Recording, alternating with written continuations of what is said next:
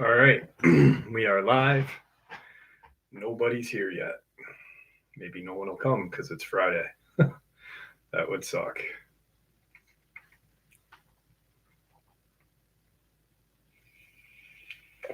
Someone popped in. How are you?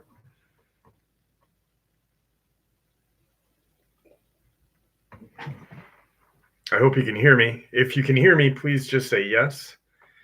Jesse, how are you? Can you hear me?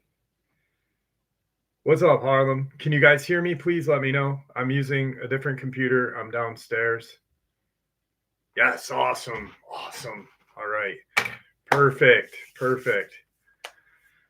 All right. So this is as during the weekdays, you see it down here. My daughter is going to be 18 in 6 minutes. So her boyfriend is setting up the upstairs for her presents for her. So I'm doing it down here.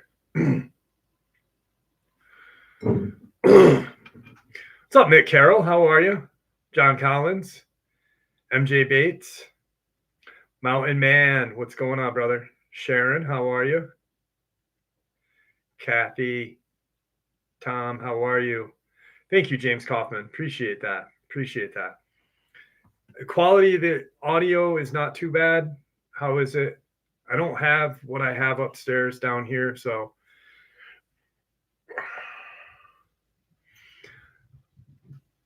it was probably Aramic or Larry Lindman or Shackleneck revision. Daniel, how are you? Good. Okay. All right. Hey, Kathy, how are you? DL, how are you, my friend? I don't think too many people will be in tonight, but like I always do a live stream. It's been 2.5 years since we started doing the live stream on Saturday, and we've never not done a live stream at the end of the week. So I was like, I have to do it. And with Belle putting the ultimatum, go up to where Tom Messick disappeared for a little bit, or do your live stream. And I'm like, fuck. I'm like, I guess we'll be doing the live stream on Friday. I will, Randy, man. I will. Thank you. But I do have some Lizzo stories for us tonight. I've got a stack of encounters. I've got some really good Lizzo stories. I've got Bigfoot with a mohawk meets Lizzo. Biff, the space trash panda, and Satan, Saddam, and Lil Alien. So Satan and Saddam are back to the truck stop.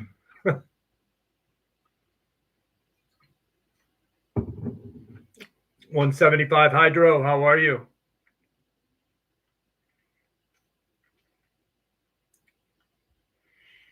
That's weird. I don't know how I feel about this camera down here. There we go. That's a little better. That's better. There. Yeah, that's better now. Damian Bloodstone, how?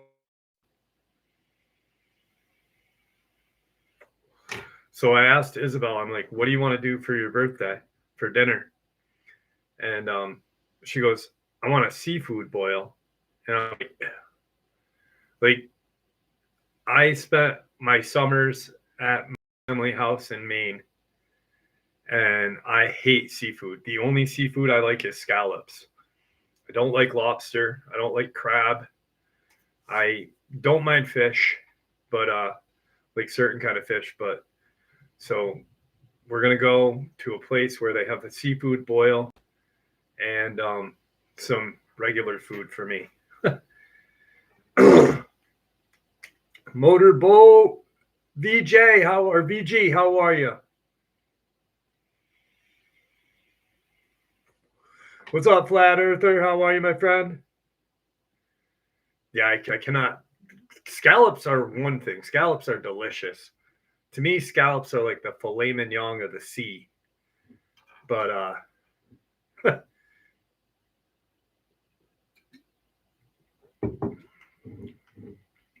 It's definitely weird down here, though. I kind of like it. It seems more. I don't know. Maybe I might just bring my whole studio down here and do my shit down here. That's what I've been thinking. Robert Sharp, how are you? ATD, how are you?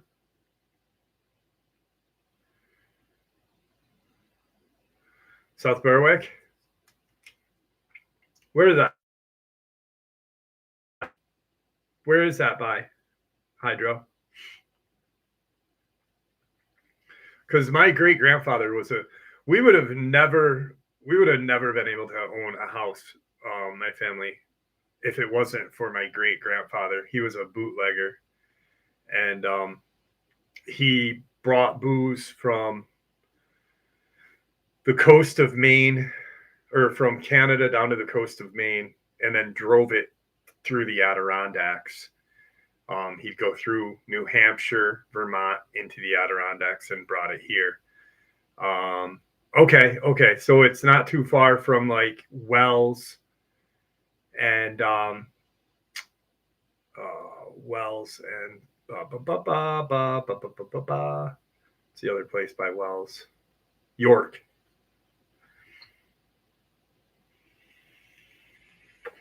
28 degrees. Dang. It's 32 in upstate New York. We're warmer than Kentucky. That's fucking awesome. Love it. Love it, love it, love it. So, is it midnight yet? It is midnight. It is midnight. Alligator Horse, how are you? Yes, it is Friday. But you probably didn't hear the announcement. My daughter's birthday is tomorrow. She's 18, so that's why I'm doing it tonight. And it wasn't like I was just going to not do it, because we've done it for 2.5 years. We've done a live stream every Saturday since February of 2023, even when my dad was hospitalized. So I was like, even right after my surgery, 2 days after my surgery, I did a live stream. I still had blood in my mouth. So, Kevin, how are you? SDL, I did say hi to you. Mr. Poor, how are you? Jess B, how are you? Sniff it out.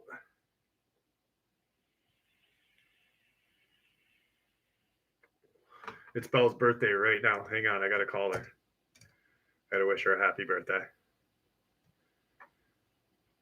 Hang on 1 second. I'll put her on speakerphone so you guys can hear her.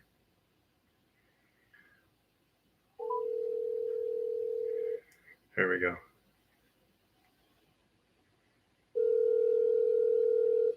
Oh. Happy birthday, baby. Thank you. I'm looking at Caleb's gifts right now. I love you. I love you, Bubby. All right. Let's get this fucking live stream started. Yeah, my other one's going to be 21 and March 1st. March 1st. Yep. So it's crazy because both kids this year, it's very interesting. Both kids have a very good birthday, or not a good birthday, but like one of those marking birthdays or whatever you call it, you know? So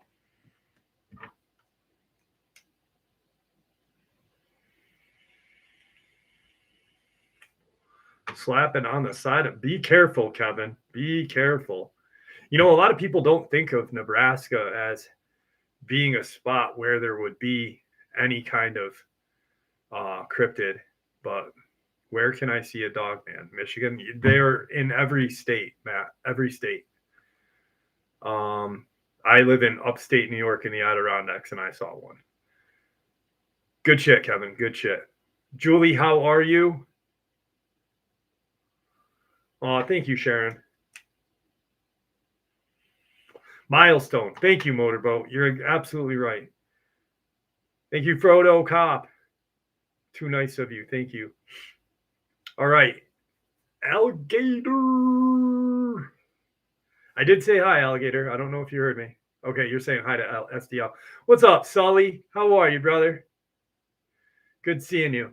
So we'll start the night off. Like I said, it's Friday, but we're still going to do the Lizzo stories.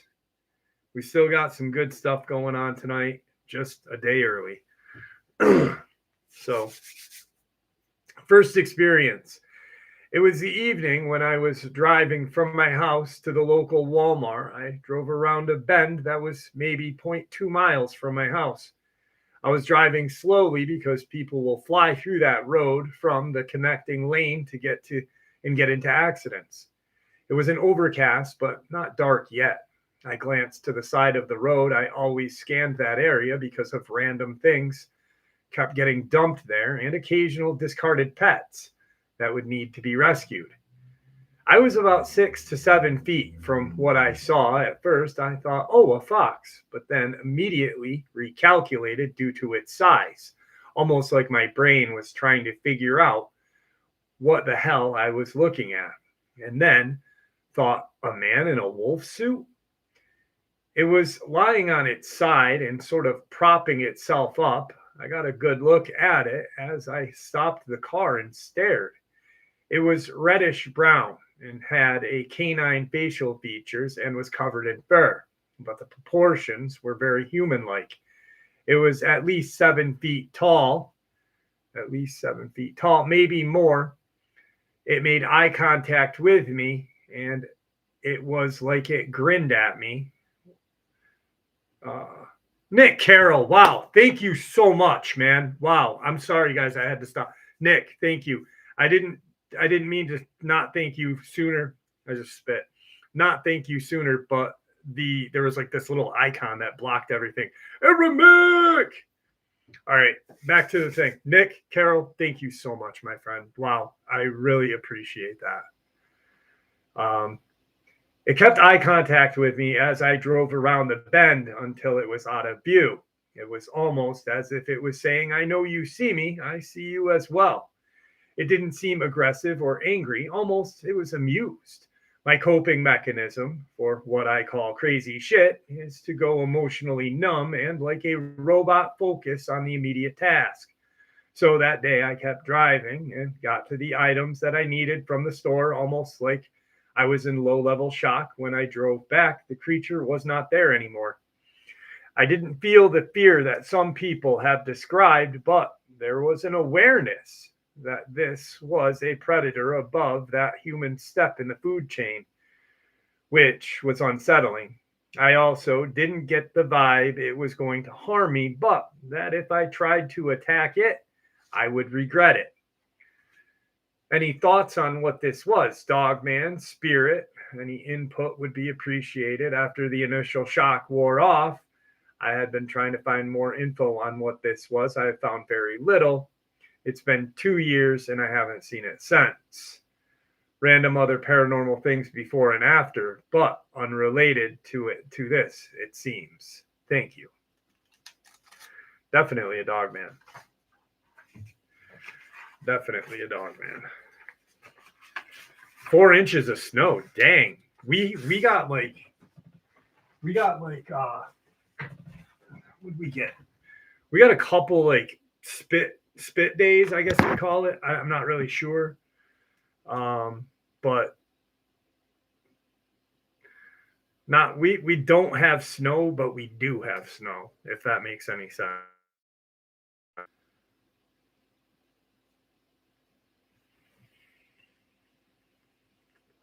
Mr. Poor, how are you?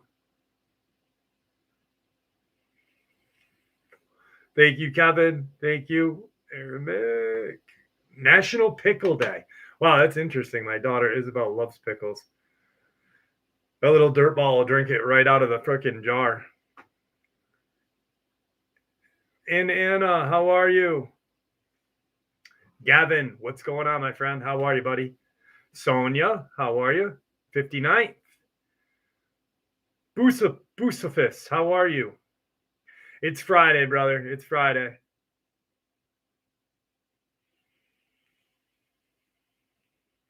Two inches of snow already. Damn. I agree, alligator. I agree. What's up, Jenny? How are you? So with people up here, like we have snow, we get a decent amount of snow every year. It never changes. We get ice, we get snow, we get some shit weather, but it never fails. Right when fall hits, it's like the fucking idiots. They just like, how do I drive again? I don't know. I don't know how to drive.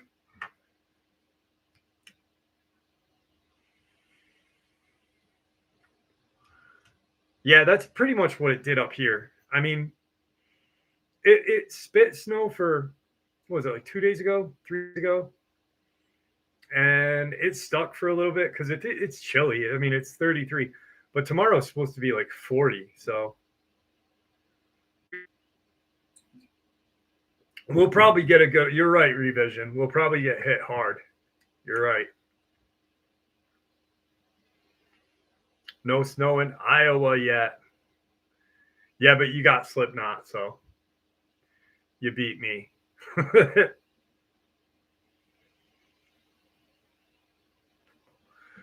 How about a Lizzo story? We'll start. We usually do it the right way, so we'll do an encounter, then a Lizzo, and then wait a bit.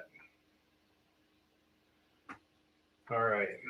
So Lizzo, first Lizzo story of the night, my friends. First Lizzo story of the night. All right, Aramix, stoked for this. A lot more people than I thought. I just got in the door, so I'm settling in. What an amazing surprise.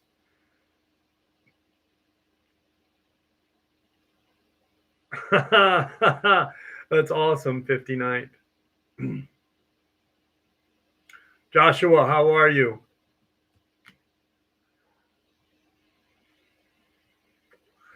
All right, let me get this fixed. This stupid thing. There we go.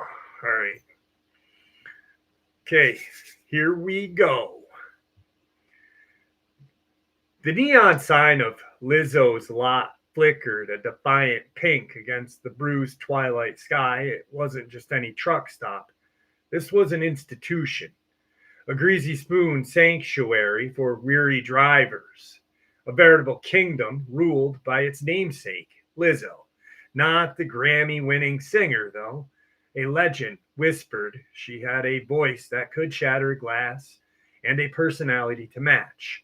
This Lizzo was the undisputed queen of the lot lizards, the proprietor of the most notorious truck stop in the tri-state area.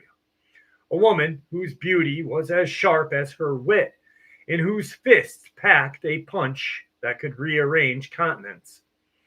Tonight, the air at Lizzo's lot crackled with an unusual tension. The usual symphony of idling engines, distant highway hums, and the clatter of plates from the diner was underscored by a pal whose face was a road map of every mile he had driven, felt it the moment he swung his 18-wheeler into the gravel. He was a seasoned trucker, seen his fair share of oddities on the road, but this felt different. What had Earl seen on that stretch of desolate highway, miles from anywhere, was etched into his retinas with a chilling clarity. It was an anomaly, a creature that defied logic and sent shivers down his spine. An 8-foot Bigfoot lumbering with unnatural stillness, its massive frame adorned with a mohawk that was the most vibrant, unnatural orange. Not a stray hair out of place, not a hint of patchy dye. It was a perfect gravity-defying cascade of electric tangerine against its shaggy umber fur. And it had been watching him, its eyes dark pits of pure malevolence, and fixed on Earl's rig like a predator on prey. Earl, usually stoic, had gunned his engine, the tires spitting gravel as he sped away. The image of the orange-maned beast seared into his mind, now pulling into Lizzo's lot. He could not shake the feeling of being followed. The diner inside Lizzo's hummed with the usual low murmur. The air was thick with the aroma of burnt coffee and fried onions. Lizzo, tall and imposing, with hair sculpted into a gravity-defying beehive and eyes that missed nothing, was holding court at the counter, regaling a group of truckers with a story. Her laughter boomed like thunder. She was a force of nature, draped in a sequenced jumpsuit that shimmered under the fluorescent lights. Her presence commanding respect and a healthy dose of fear. As Earl slid into the booth, his eyes scanned the parking lot through the smudged window. Then he saw it, emerging from the shadows at the far end of the lot, a hulking silhouette against the fading light. The Bigfoot. It moved with a jerky, unnatural gait, its gaze fixed on the parked trucks. It didn't seem to walk so much as glide, a silent, terrifying harbinger. A ripple of unease spread through the diner as heads turned toward. A few truckers instinctively reached for their heavy-duty wrenches they kept in their cabs. Lizzo, however, she didn't flinch. She took a slow sip of her coffee, her eyes narrowing as she watched the creature approach. Well, well, well, she drawled, her voice a low rumble that silenced the chatter. Looks like we have a new patron, and a rather unique one at that. The Bigfoot reached the edge of the diner's influence, its orange mohawk catching the neon glow. It let out a guttural roar, a sound that vibrated in the very bones of the building. It was a roar of pure, unadulterated rage, a primal declaration of war, directed squarely at the ensembled truckers. It clearly had a bone to pick with Earl, and by extension, any man who dared to wield a steering wheel. Looks like someone's got a chip on their shoulder, Lizzo said, a dangerous glint in her eyes. And a real fabulous hairdo, I might add. Must have taken hours. The Bigfoot, fueled by its apparent hatred for the truckers, lunged, and not toward Earl, but towards a parked Peterbilt. Massive hands reached for the chrome grill. Oh, no, you don't, Lizzo declared, sliding off her stool. The sequenced jumpsuit rustled as she moved with surprising speed. She was a whirlwind of sequence and fury. What followed was a spectacle that would be recounted in hushed tones at truck stops for years to come. Lizzo, the queen of the lot lizards, met the 8-foot-tall rage beast head on. The Bigfoot swiped, a massive hand the size of a dinner plate tearing through the air. Lizzo, with the agility, ducked, weaved under the swipe with fluid grace. She moved with a honed precision of a seasoned boxer, her hands a blur as she landed series of jabs and hooks to the creature's surprisingly sensitive nose. The Bigfoot roared in pain and surprise. Its orange mohawk quivered with each blow. It seemed utterly bewildered by this tiny, sequenced human who fought with such ferocity. Earl watched. His mouth was agape as Lizzo landed a devastating uppercut and sent the Bigfoot staggering back. It stumbled, its massive form swayed, its eyes wide with dawning realization. This was not easy prey that it anticipated. You picked the wrong damn truck stop, pal, Lizzo grunted, her breath coming up short, sharp bursts. She then delivered the final, powerful kick to the creature's balls, a sound like a redwood snapped. With a whine, the Bigfoot collapsed to the ground, its orange mohawk now slightly disheveled, but still magnificent. It lay there defeated, looking less like a terrifying monster and more like a very large, very sad puppy. A hush fell over the diner. The truckers, who had been bracing for a bloodbath, were now staring at the vanquished beast and the victorious Lizzo. Lizzo dusted off her hands, surveyed the handiwork with a satisfied smirk. Well, that was invigorating, she said, her voice returning to its usual booming cadence.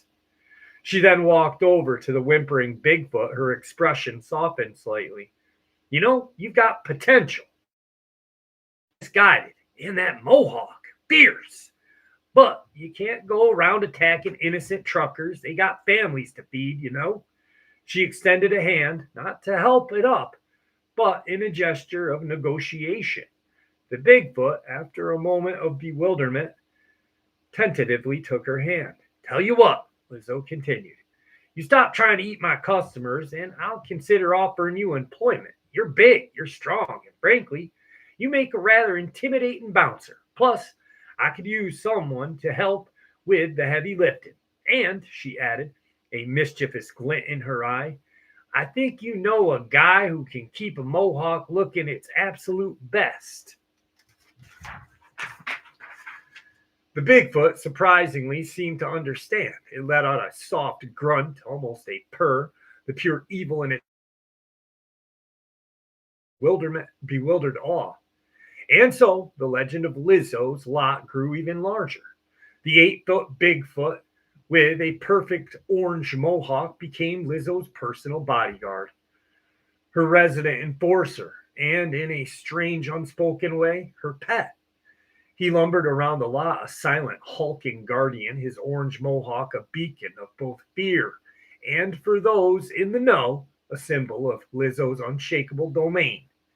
He never spoke, but his loyalty to Lizzo was absolute, a testament to the fact that even the most terrifying creatures could be tamed, especially by the Queen, who knew how to fight, and who appreciated a truly spectacular hairdo. Earl, meanwhile, slept soundly that night, no longer fearing the highway monster, but marveling at the equally fearsome and far more fabulous Queen of the Lizzo's lot lizards.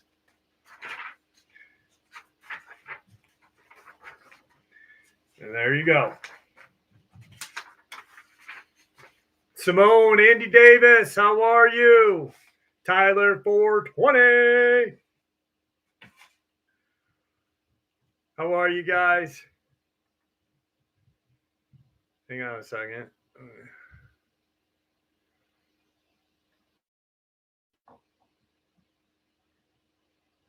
Put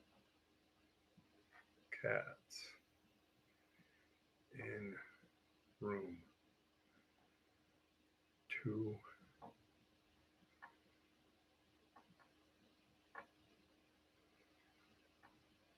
Loud.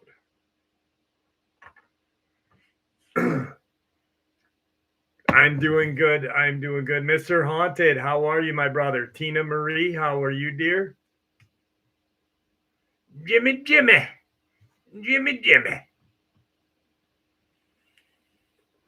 Bill Petrie, how are you, my friend?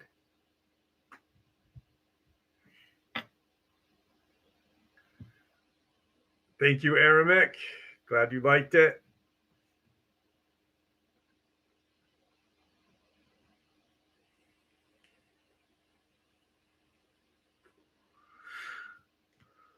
Was that a song from ABBA? Did they do the Jimmy song? Yeah, I think they did, right?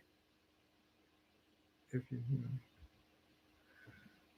or not on the video lately, but you should make a shirt with Bigfoot shaking its nuts. In the top saying upstate shake. That's fabulous.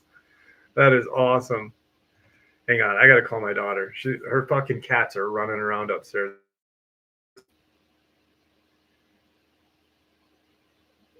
Hang on. God damn it. Put the cats in your room, please. No, please. I said please. Love you.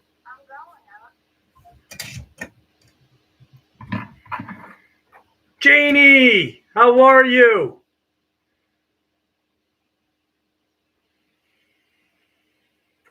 A nod to Art Bell. Yes. I just ordered a poster with Art Bell. He's kind of like sit in his studio with a cigarette in his hand. It's black and white. I can't wait for it to come.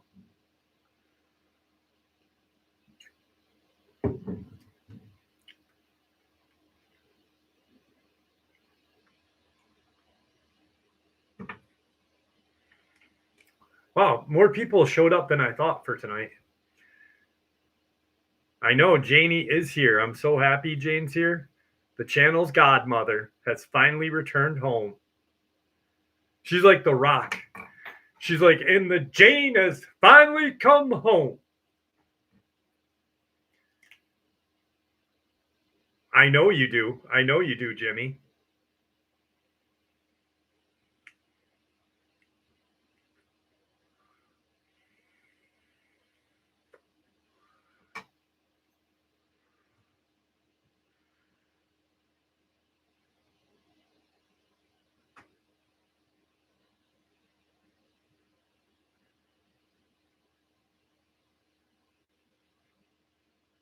Yeah, Andy, you got to be careful, brother. You've had a hard year. You got to be careful. Mikey, how are you?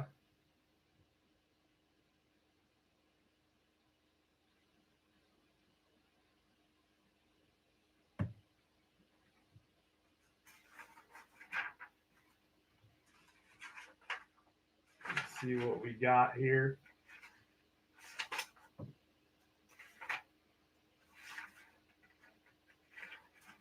It's a rather interesting one.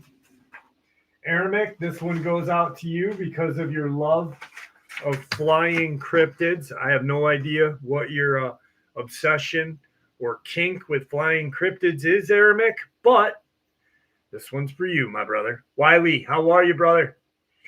Before you pass judgment, let me preface this by saying that this is my mother's story. I'd also like to add that my mom was and still is remembered as a good, sensible person. This took place in the early to mid 70s, back when my mom was a young girl living in a remote ranch in Baja, California.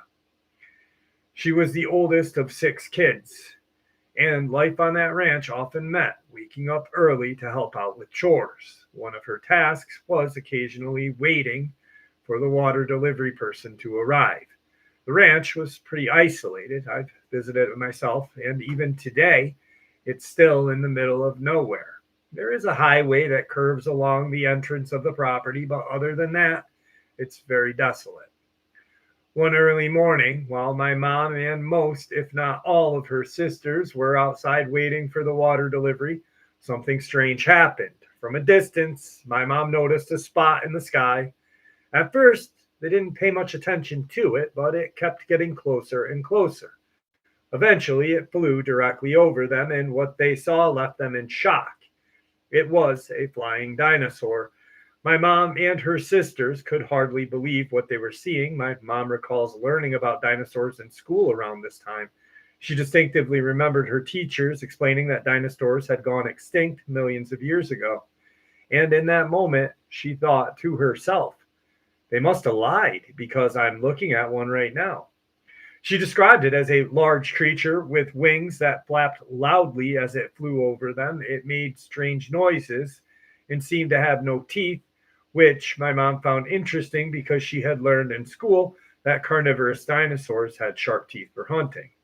Once the creature flew over them, my mom ran inside to get her Nana, grandmother.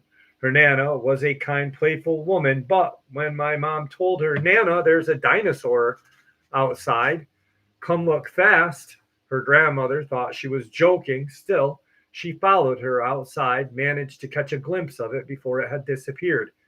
A few weeks later, my mom's uncles were headed into town to buy some groceries, and my mom asked one of them to bring her back a copy of her favorite magazine, Duda. For those who don't know, Duda, or Los Incredibles la Verdad, was a popular Mexican magazine that covered supernatural phenomena, conspiracies, and cryptozoology. When her uncle came back with the magazine, my mom could not believe what she saw on the cover. It mentioned a flying dinosaur that had supposedly escaped from a secret facility in San Diego and had been spotted in Mexico. She showed the article to her mother. It was enough to convince her that my mom wasn't making the story up. According to my mom, sightings of the creature were even reported in the local newspaper at the time. About 10 years ago, I decided to ask my mom and all of her sisters about this story to see if they still stood by it. By then, they all were very successful, level-headed women living in the States. I expected at least one of them to brush it off and say it was just a childhood fantasy, but to my surprise, every single one of them said the same thing. Yes, it really happened. They even acknowledge that people may think they're crazy, but they will swear to it being true.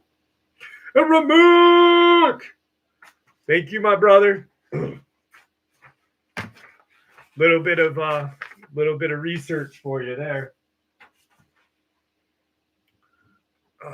Gotta take my slippers off. My feet are sweating.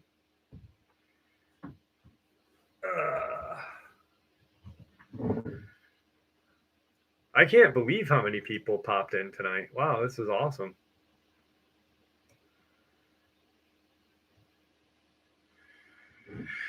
Janie. What's up, B? How are you?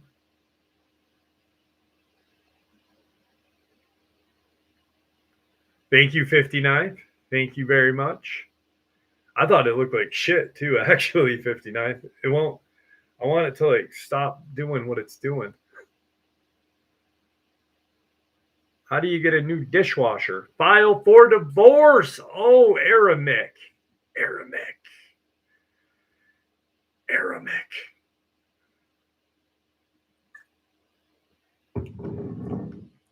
You are so lucky that this is not a politically correct channel because, oh my God, Aramek.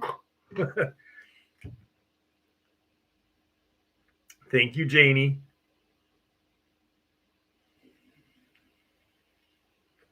You got to start soft, Aramek. You got to start soft.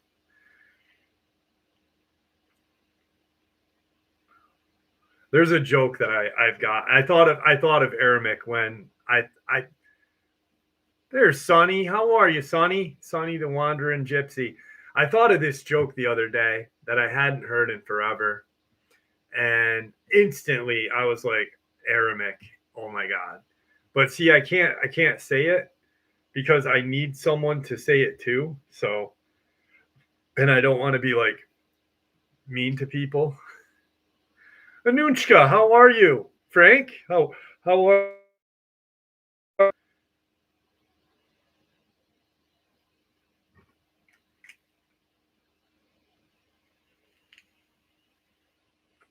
Rando? Carisian, how are you? Let me think of how to put this. Who do we pick on the channel? I don't think we pick on too many people that have like. I'll just say it. Jimmy, you're going to be the target of the joke, okay? I'm sorry, Jimmy. I love you, and you know it. No, I can't do it. So, Jimmy, God dang it. Let me think. Let me think of who we can do it to.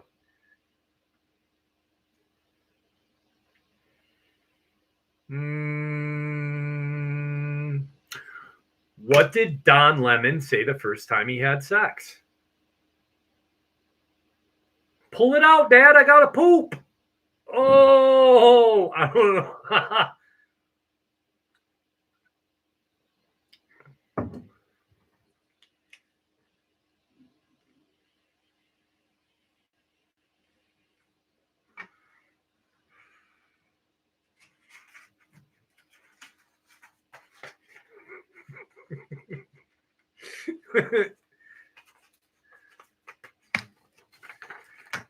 Oh, snaps. That was comedy. Not as good as your jokes, Aramek. Your jokes are just.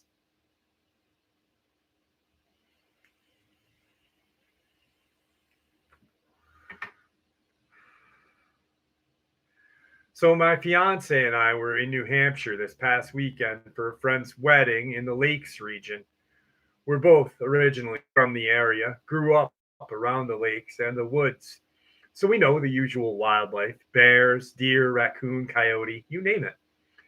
At around 9 p.m., we were driving from Brookfield to Wolfboro along the back roads that leads to Lake Wentworth. The road was practically empty, and we only saw one other car the entire way. But what we did see, really, driving, we noticed a large dark object on the left side of the road, kind of sitting along the white line and jutting out into the far lane. Originally, we spotted it and slowed a little, thinking that it may be a trash bag or a bear or something. As we got closer, we made out the details of what was clearly a living creature sitting completely still. In detail, it looked like a monkey with a long, bushy, almost paddle-like tail sticking up into the air. The legs were crouched up and bent wildly outward, and its arms extended outwards and slightly bent in the front of it on the ground. It was not sitting like an animal that uses all four legs for support, and was distinctly not canine or feline in appearance. As we approached, I actually made the joke out loud, "Whose monkey is that?" We laughed until we noticed the actual size of it. This thing was easily 6 feet in height, like if a full grown man was crouched on the ground with his shoulders rounded up. The hair/fur was dark black, gray, patchy in some areas. It had a short, snout like face, and the eyes were clearly in the front of its head. The eyes did not reflect any light shine as we passed, just sucked in our headlights and reflected absolutely nothing, which might have been the most unnerving part. The creature did not move or respond to our car approaching or passing. It just stayed there, crouched and staring ahead like a damn gargoyle. My fiance, a super skeptic and does not believe in anything remotely unexplainable, but even he was scared and confused by whatever we saw and refused to turn around to see it again. As we continued our drive shortly past the creature, we passed 4 dead animals scattered in the roadway: raccoon, possum, and porcupine, which didn't help us from feeling like if we looked in the rear view, we would see this thing chasing after us in the dark. The shape was just so unnatural to any wildlife if you've ever that we've ever seen in New England. I am really at a loss. What could this thing have been? Worst part, we saw it less than 10 minutes from my family's house, which means, for all I know, that it's still out there in the dark. When I first read that last week, when I printed it out last week, I immediately thought, I don't know, many of you know the lore of the devil monkey. Devil monkey, there was a creature called the devil monkey that was hit on the side of the road, and how they described that creature, it resembled the photos that are online. And to this day, I believe that no one has identified the carcass. I don't know what happened after they cleaned it up, but it was in news broadcasts. It was in the paper and stuff like that.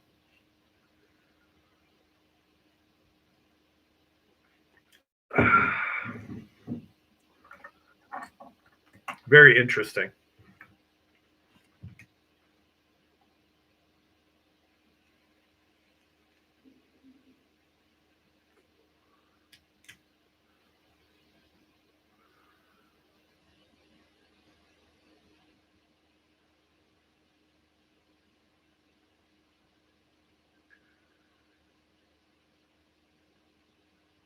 No, devil monkey 59.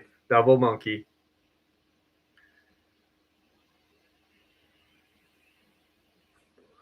What's the best response when a hot chick asks you what's up? Snap. That was good, Aramic. That was good. Rando.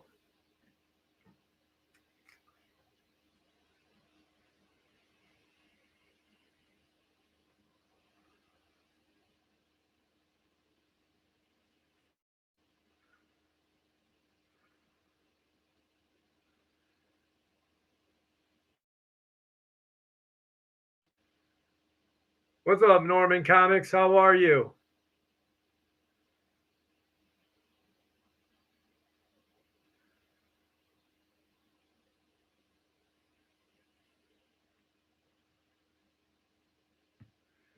Frank, send me an email. I just briefly read Conscious Wanderer. How are you? I briefly read that you had an encounter. I'd like to hear it.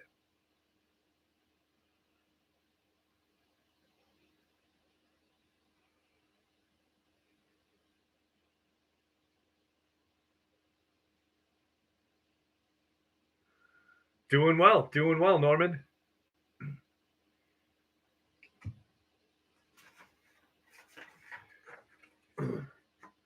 You know, I really had fun last week. I think the thing that stuck out the most last week was that one experience with the pictures. I looked for an update on that and I can't find it. I'm going to email them and see if they have an update on that experience. I don't know how they left their dog behind though.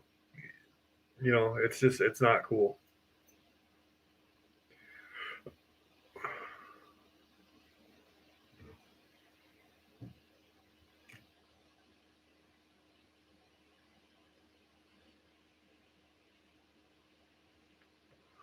I agree.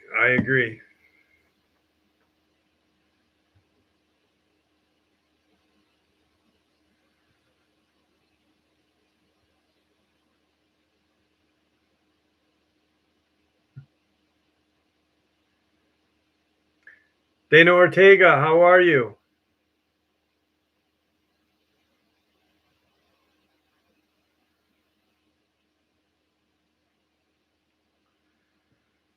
Was it in Maine? Because they're usually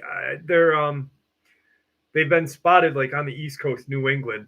I think they really resemble a dog man, but different, a little bit different than a dog man. Stormy Light, how are you? MJ pushing the like button hard. Thank you so much, dear. About 8 years ago, I was walking from my house to my grandmother's. For some background, it's a valley in the country, big field in the middle, thick forest on the hills, and there is a dirt road that connects our properties together. I had that undeniable feeling of being watched. I looked around into the woods. It's not uncommon that there's deer, but there was nothing. I look up to the field, and in the middle, I see a low lying but long, I don't know. It almost seemed to have a feline feature, distinct ears that definitely were not canine. It had a long tail and was moving and curling. It emitted a low growl that I could faintly hear, and I'm almost certain that it was looking at me. No one believed me, and I wrote it off as being a kid afraid of the dark. Well, about 2 years ago, now I saw it again at the top of our hill. I had some friends over and we were doing a night hike. It was a beautiful, clear night with a not quite full moon, and I broke off to take a leak when I saw it over the other end of the hill. It's a large hill, so it is pretty far away. I started freaking out and said we should head back now, but I did not say anything about it to them. Does not resemble encrypted lore or research. Also, bonus paranormal experience that I had when my sister was 6. She was she was walking to my grandma's at night as well, and when she got there, she told my grandmother that she saw a big man on the road. So naturally, grandma started freaking out and called my stepdad down to talk about it and look around. Well, nothing really came up. So they thought she was just being a kid until the next morning when my grandmother walked outside and found a massive pile of feces on her sidewalk. I thought it was a Bigfoot and no one believed me. We later found out that a guy about a mile away from us on the other side of the hill had multiple gorillas kept illegally on his property, and they had escaped the same day my sister had seen this big man. That's scary. Can you imagine waking up and there's gorilla shit on your sidewalk? Like, the fuck?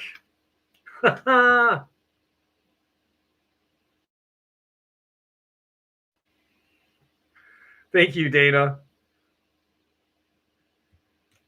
Warren, how are you?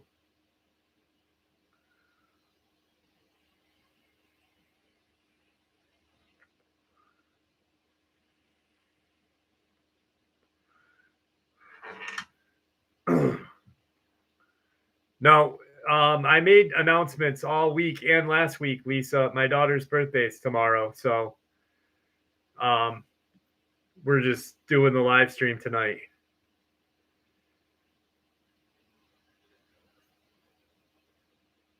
What the fuck is that noise?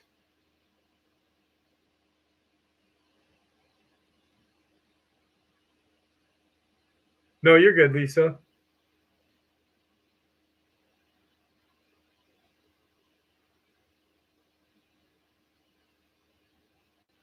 This is a weird noise. Night, Robert. What the fuck?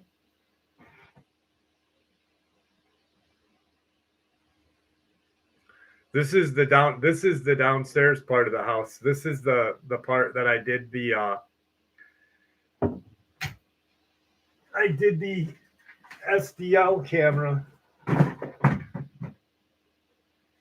used this camera down here and I caught some weird phenomena. But there is a noise. It's outside. And it sounds like, I can't explain it. And it's just periodic. No, this is my first floor. This is the first floor of my.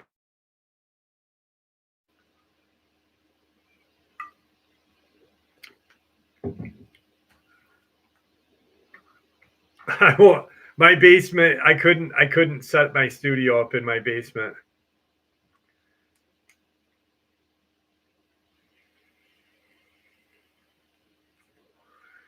I don't know, Randy. I don't know because I'm on the opposite side of the house. My studio, my upstairs studio, is that way.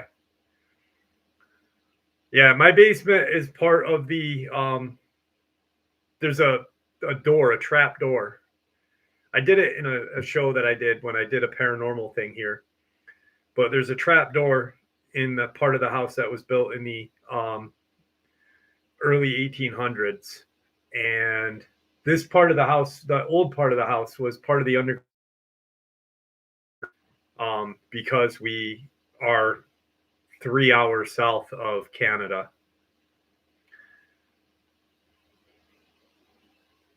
Thank you, Warren. Appreciate that.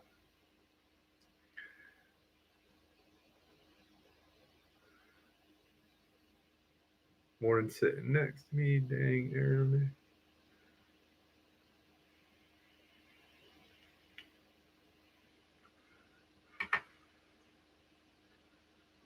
I missed Arabic's joke. Carol Hollenbeck, how are you? My favorite position is called wow. It's I flip your mom over. Holy shit. Wrecker girl, how are you?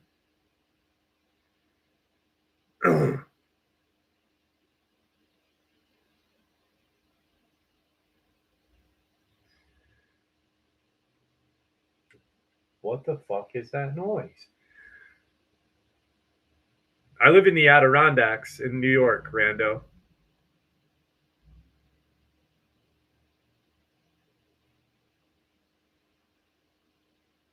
Beverly Jager, how are you?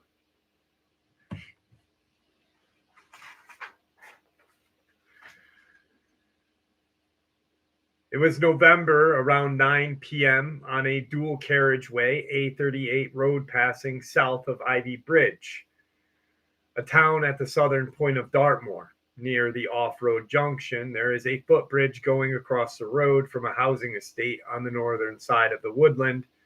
On the southern side, there is no traffic, so I'm driving 55 to save petrol, and I notice what looks like a large white dog running very fast onto the footbridge from the northern side. As it comes to a crest, the bridge, it is directly in front of me, 20 to 30 meters ahead, and my headlights are on full beam. As it runs, its head bobs up and down and just levels with the handrail of the bridge.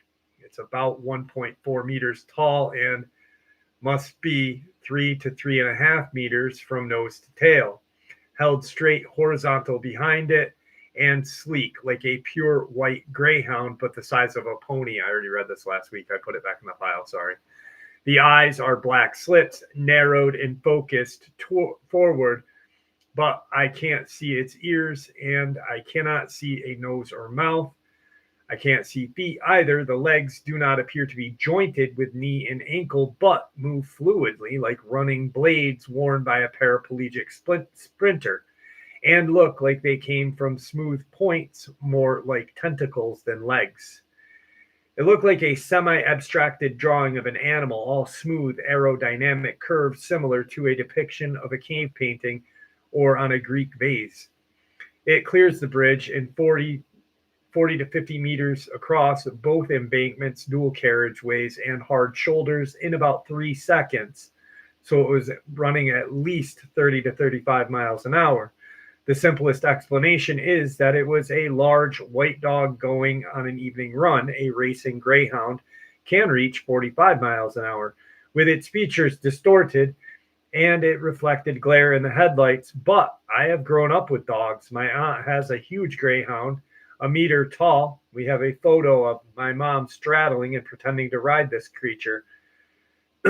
This creature was half as big again, and its head and limbs looked to curve smoothly to sharp points instead of features like feet, nose, mouth, or ears.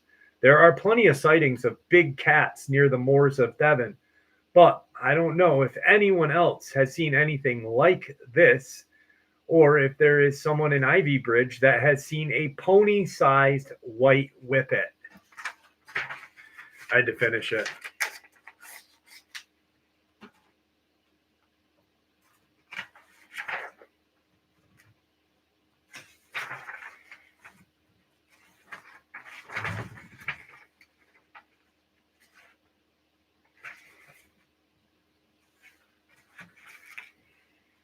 Shit, I forgot how long this one was.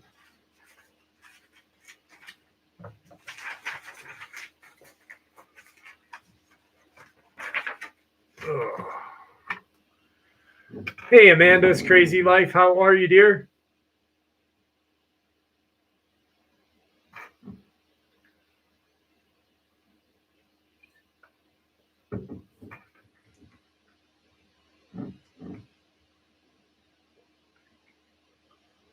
Whippets are fast.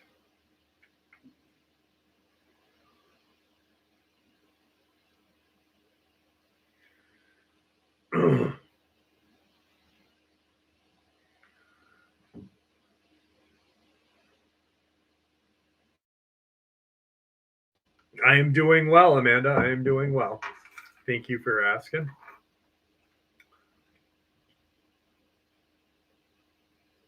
Carla, how are you? Sam, how are you?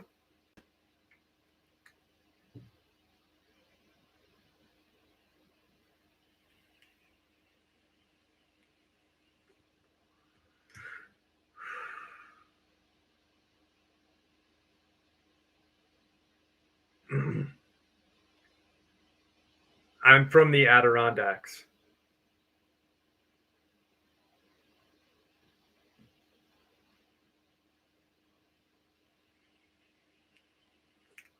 I live in the Adirondacks. Yes, Beverly. Yep.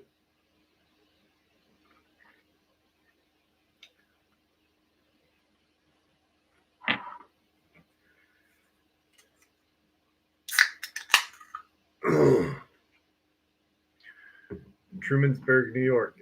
That's west of me? I think west of me. Because there's two parts of the Adirondacks. There's one that's north of Albany. That's where I am. And then there's that weird section of woods that are toward the west. I don't know. There's no like connecting. You know what I mean? Like it's weird how the state is caught like that. I've always thought that was pretty weird. From Peru, Axel, how are you? Yep. Ithaca's nice out there. You know it, Aramik. I don't have my refrigerator down here that can fit my Coke bottles, but I've got my Coke can bottle that Pups gave me for Christmas.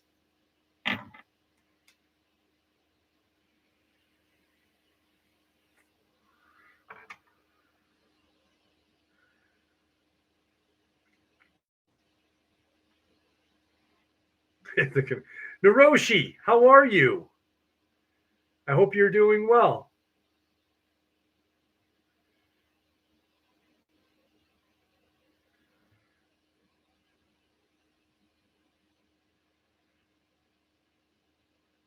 Technically, it is. Speaking of llama sweaters, alpaca? I'm doing well, Naroshi. Thank you for asking. Hey, Mike from Alabama. I will. I'd love to hear it, Mike. I'd love to hear it.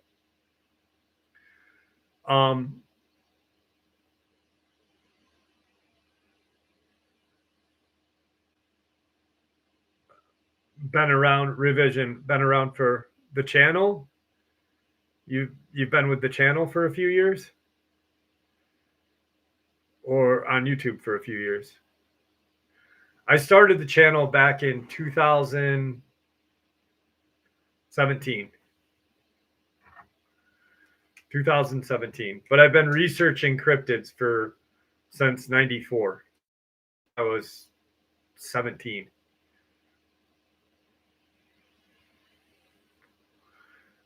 Thank you, Andrea. Appreciate that.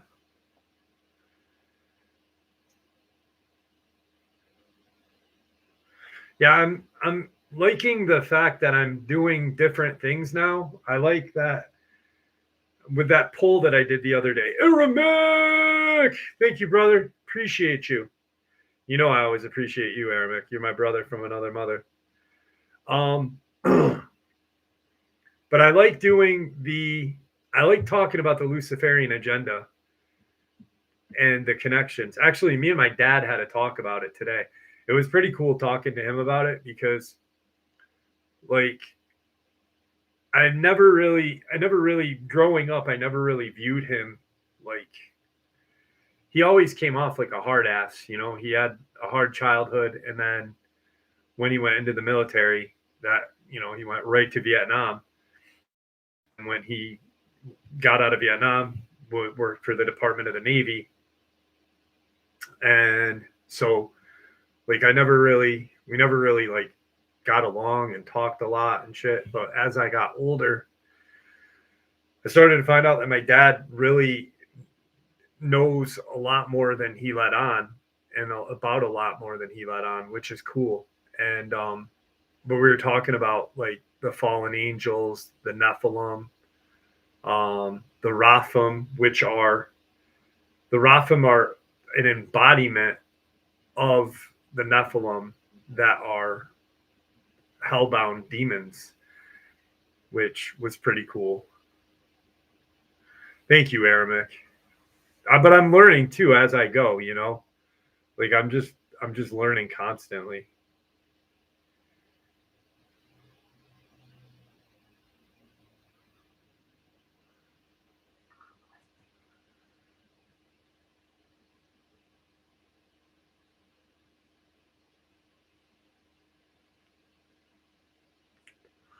Oh, Jimmy, I saw something about the Warrens the other day, and I thought about you. They were talking about how, for those of you who don't know, Mr. Haunted is a celebrity. He was the video and photographer for Ed and Lorraine Warren. And if you watch the Conjuring movies, the little Chinese guy, that's Jimmy, and Jimmy is part Asian. But he's just a wealth of knowledge when it comes to paranormal stuff. But I was watching this video popped up in my feed. I was watching Sky News, and then that ended, and something popped up after, and they were talking about the Warrens and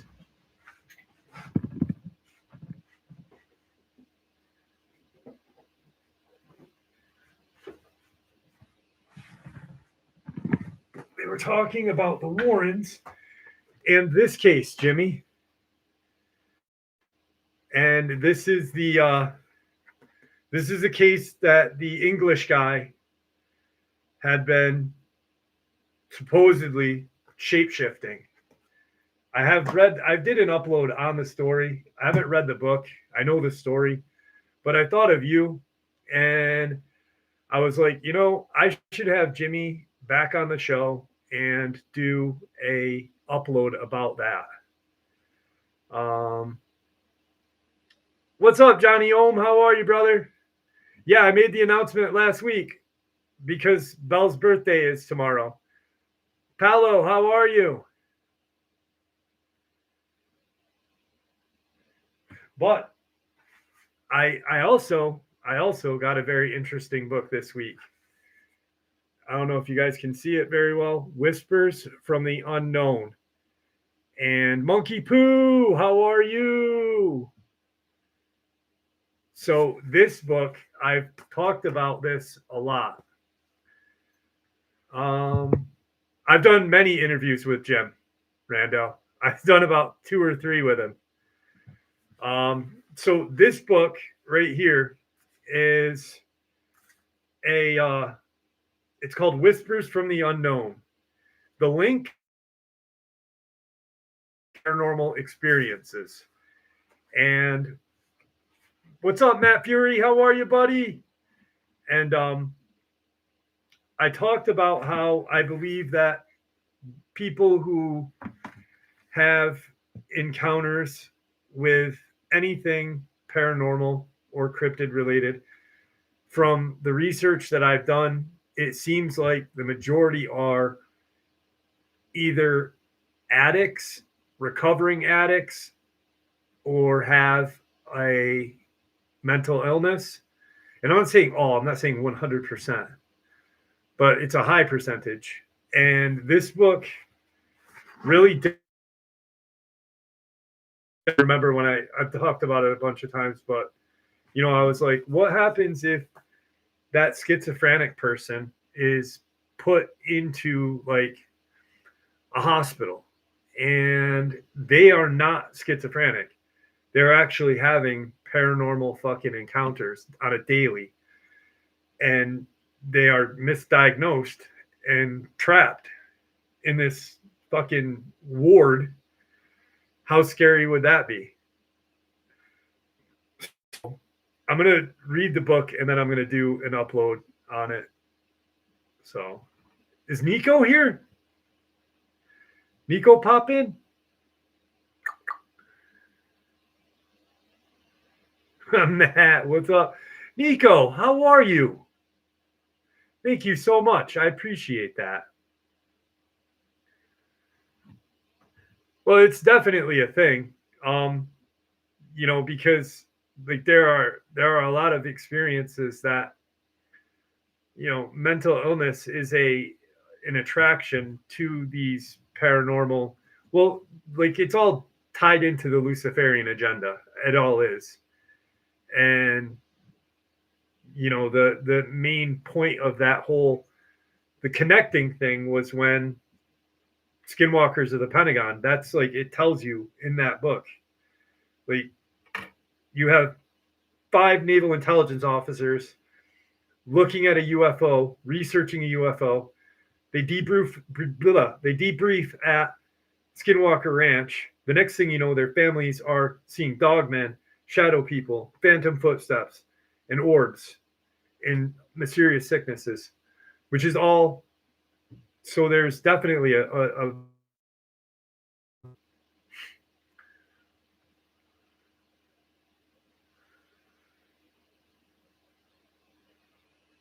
thank you, Nico. All right. I think it's time. What do we got? An hour and 9 minutes in. We'll do one more Dogman encounter and then we'll hit a lot lizard story. Oh, 100%, Dana. 100%.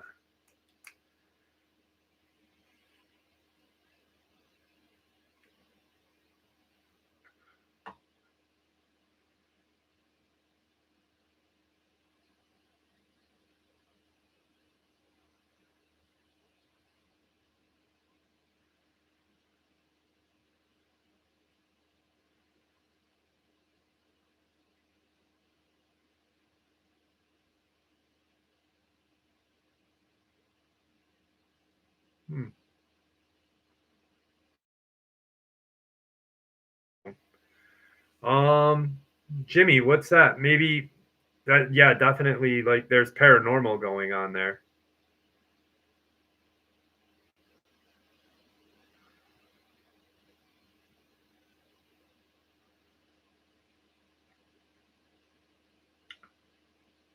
Yeah, if you buy into the mud flood thing. It's kind of hard to buy into that whole scenario if you really like there's some there's some like historic evidence, but it really doesn't match up completely. I still think now I'm old. All times many. The Adirondacks. I agree with you. I agree with you, Matt. Dude, the Adirondacks are fucked up. What's up, Paula? How are you?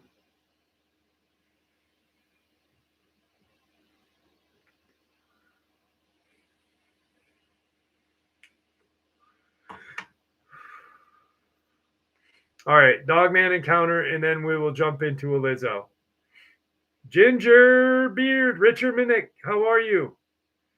Ginger and Richard popping in at the same dang time. Encounter one, my dad was young and used to be a DJ. His friend left him alone in the house. A tall dog-headed man body creature came out into the kitchen, chased him. He fell, leaving out the door. It grabbed his heel, but he kicked free. Now, may say maybe his friend scared him, possibly, but how do you explain encounter two? Encounter two. My dad, much older now, went into his basement to look for something. He noticed a box move. Boxes were stacked. A dog head man body creature steps from behind the boxes, chases my dad up the stairs. He slams the door. The thing hits the door. My oldest brother went to check, but found nothing. My dad's third encounter. My dad is a war vet. It is possible he suffered from PTSD, maybe imagined the creature. What's strange is how he and what he described, the same as what many others have described in their encounters. When my dad would be sleeping sometimes, he would have night terrors of vicious dogs trying to attack him. Could that have been the reason he's seen dog man creatures while wide awake? I think he's seeing a demon. I don't know about a dog man inside. All right, Lizzo story. I'm going to leave it up to you guys for you to pick. You pick. We have Biff, the space traveling trash panda, or Satan and Saddam make their appearance at the lot again. You pick. Satan and Saddam or Biff?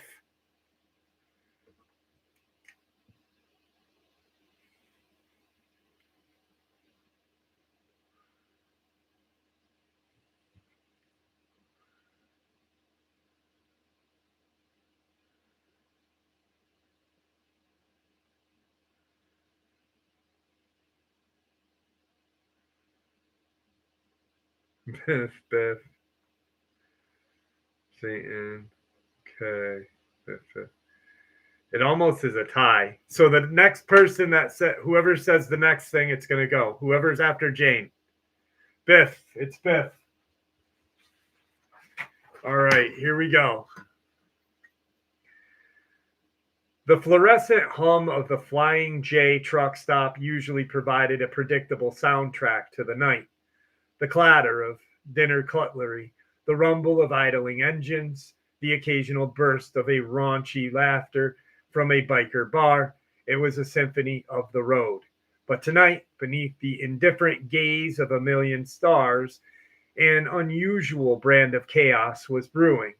All thanks to a creature of myth, legend, and questionable hygiene, Biff, the magical trash panda. Lizzo, the undisputed queen of the asphalt kingdom, was perched regally on her plastic stool outside her usual haunt, a dingy mobile home nestled between a row of semi trucks. Her sequenced halter top shimmered under the flickering neon, a beacon of flamboyant defiance. Her makeup, a carefully curated masterpiece designed to disarm and entice, was still pristine for now. Her current conquest, Earl the trucker, a man whose biceps were as vast as his appetite for cheap coffee and attention, was leaning against her perfectly kofied beehive, regaling her with tales of his latest over-the-road adventures. Lizzo, with the practiced ease of a seasoned performer, offered a dazzling smile and a strategically placed hand on his arm.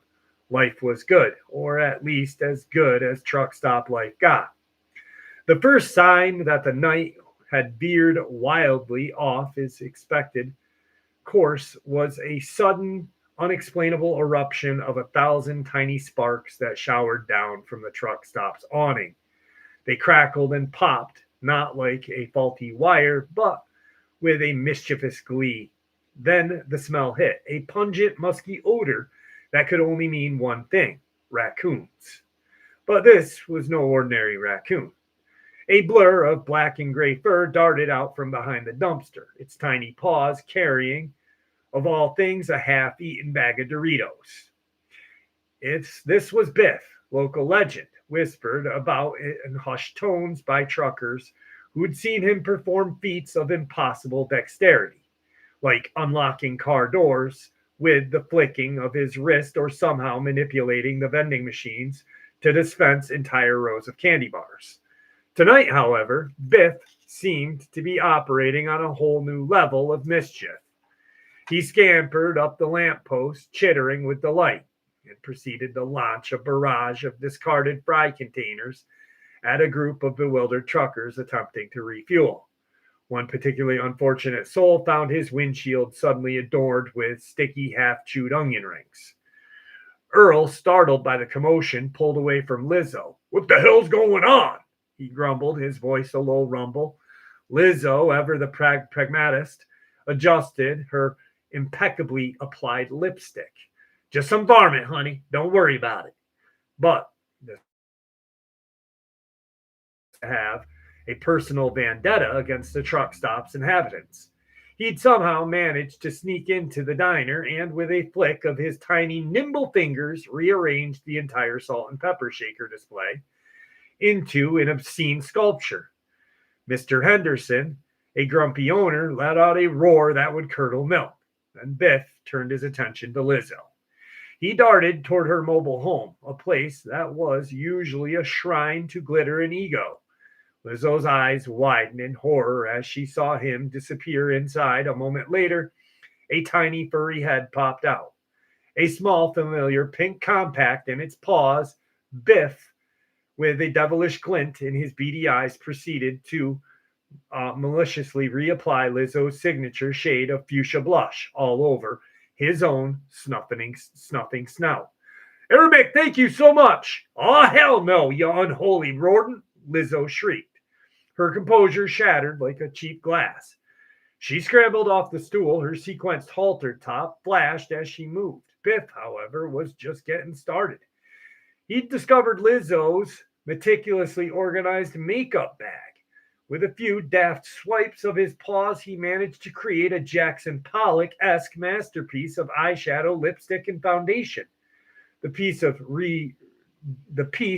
de la resistance was a liberal sprinkling of glitter, which now adorned Biff and a significant portion of Lizzo's front porch. And now, the ultimate indignity. Biff, with a triumphant chitter, lifted his tail and peed directly into Lizzo's open makeup bag. Lizzo let out a guttural wail that was far more terrifying than any of Biff's antics. "My makeup, you furry little abomination! You will pay for this!" The truckers, who had been cowering behind their vehicles, watched in morbid fascination. Earl, though usually unflustered by Lizzo's dramatic outbursts, looked genuinely concerned. This was beyond her usual repertoire. Lizzo, however, was not one to be bested, even by a magical, enhanced vermin. A fierce determination settled on her face, replacing the shock and outrage. She knew Biff's weakness. He was addicted to anything shiny, anything edible, and anything that caused pure, unadulterated mayhem. She ran back into her mobile home, emerging moments later with a large, bedazzled handbag. Inside, instead of money or personal effects, were several strategically placed disco balls, a bag of extra sugary donuts, and a can of industrial strength hairspray. With a theatrical flourish, Lizzo began to create her own brand of chaos. She tossed the disco ball, its multifaceted surface scattering light in every direction. Biff, momentarily stunned by the spectacle, paused in his destruction. Then Lizzo strategically placed the donuts, their sugary aroma a siren song to any self-respecting raccoon. As Biff's attention was diverted by the shimmering lights and the irresistible scent of sugar, Lizzo unleashed her secret weapon. She aimed the hairspray directly at Biff, not to harm him, but to momentarily disorient him. The cloud of sticky, sugary mist settled over the trash panda, making his fur stiff and his eyes water. Biff, bewildered and sticky, stumbled backward, his mischievous glint replaced by a confused bewilderment. Lizzo seized that moment, gently scooping him up. He was surprisingly docile, likely overwhelmed by sensory overload. There, little fella, Lizzo cooed, her voice surprisingly soft. We'll get y'all cleaned up. She held him carefully, a far cry from her usual disdain for anything less than pristine. As Lizzo cradled Biff, a hush fell over the truck stop. The sparkling had stopped, the smell had dissipated, and the general sense of panic had begun to recede. The truckers emerged from their hiding places, blinking in an eerie silence. Then it happened. Out of the inky blackness of the night sky, a silent, disc-shaped object descended. It glowed with an otherworldly blue light, casting an ethereal beam down into the truck stop. That beam enveloped Lizzo and Biff, lifting them gently into the air. A collective gasp rippled through the assembled crowd. Biff, who had been struggling against Lizzo's hold, suddenly went limp, his eyes wide with what looked like awe. That blue beam intensified, and then with a soft hum, the UFO ascended, carrying its furry passenger and the sequenced queen of the truck stop into the vast unknown. Earl the trucker, usually stoic, could only gape. Well, I'll be damned, he muttered, shaking his head.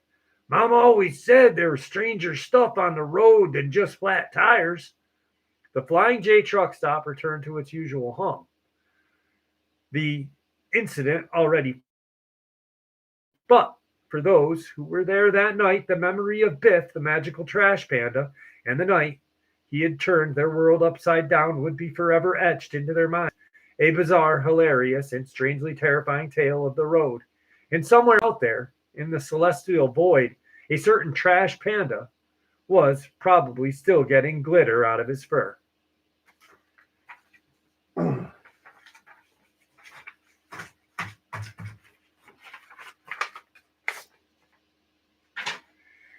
Ugh.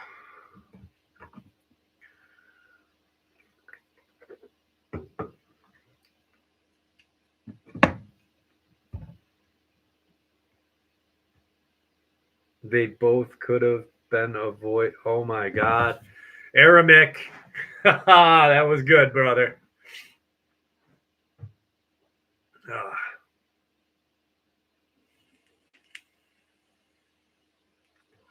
Thank you guys for whoever liked that one. Thank you, MJ. I had to do it a little different on that one.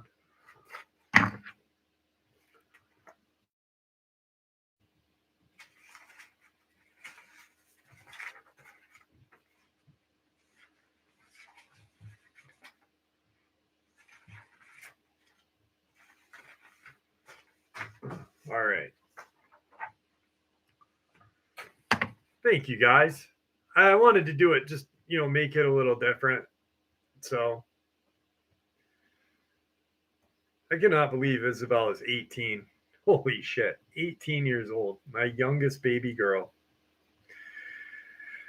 And then, so today is her birthday. Today is 10 years since Tom Mezek has disappeared. And today is my other daughter's first basketball game at college. She's the captain of her basketball team, and she's going to be doing tip-off at 1 p.m. tomorrow.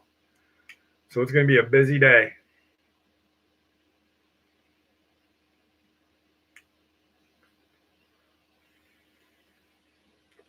I'm working on Lizzo merch SDL, but you know what? It's weird. I guess Teespring, the merch company, is not only messing with me and my channel, but it's messing with a lot of other channels like Sean Atwood, a good friend of mine. A few other channels that I know of. Dark Waters doesn't use Teespring. Sean does. Lockdown 23 and 1 does. And one other person that I know does. But I've got to find a new company that will do my merch, because one, people haven't gotten their fucking shit that they ordered, and they owe me like close to $300 or $400.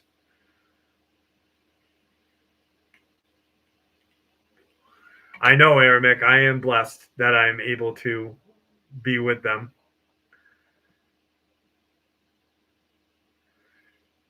Kenny Veach disappeared well over 10 years ago. You're talking a long time.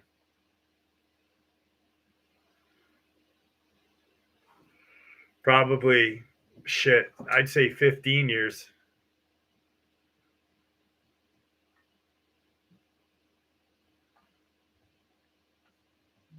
Kenny Veach disappearance. 2014. So yeah, 11 years. Wow. I thought it was older than that.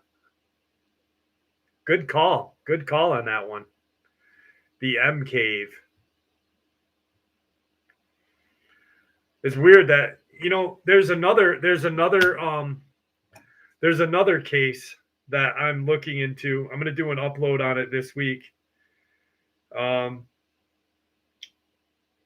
There's another guy who disappeared just recently, and I'm not going to share the information now, but I'll do an upload on it later this week so you guys can hear it. But it's pretty fucking scary.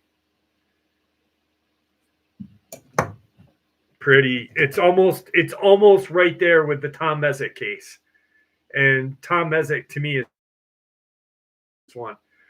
All right, so I've got a longer experience. I've been thinking about looking into bunker branding and contacting him. You knew Kenny Veach, K9? That's crazy. Send me an email. I'd like to ask you a few questions if you don't mind. Excuse me. This is longer. This is an experience out of Big Bend. No, Frodo, I don't. I don't worry about disappearing. If I do, I do. I know that's pretty stupid. What's up, Life and Times? How are you? Long time no see, my friend. The way I look at it is, if I do, I do. If I don't, I don't. I feel like I owe it to him. I don't know why. But when you go to the location where he's disappeared, and you've had the amount of shit that I've had happen to me there, there's a connection there, and I don't know what it is. That's why I won't bring anyone with me, because if something happens, I don't want to be responsible for them. I only want to be responsible for myself. So I don't know. All right. So this one's a little longer, and it's out of Big Bend. So I've been searching for some semblance of similarity in someone else's encounter for 3 years now, hoping others' experiences may align even a bit with my own to validate it. until about last night. I found details aligning with my own encounter, but nothing I felt was concrete enough to make my experience not sound absolutely batshit insane. It still does sound insane, I know, and I have no way to further explain any of it, so all I have is what I witnessed. All right, let's preface this. I typed all of this up as a DM to send it to someone else after reading the other guy's experience. Sorry if this reads like a trashy DM, but honestly, get terrified of this thing when I spend too much time talking about it. I'd rather not type it all out again. I've been wanting to write this since it happened 2018 to 19, but I legit get really uncomfortable the moment I start. So I was living down in West Texas in this national park where the restaurant I was working at the time rested at the top of a 15-minute hike up the mountain trail from the house. I closed up the restaurant after everyone left each night, so I was always an hour or two later coming down the hill than anyone else. Usually pretty empty, really quiet, uncommon to encounter anyone else, as the only thing at the top of the mountain is a closed restaurant, a gift shop, a store, and some trailheads. There isn't much reason for anyone else to be on that trail at this time. And this one night, I'm coming down, no moon, so it's pitch black, empty trail, characteristically quiet.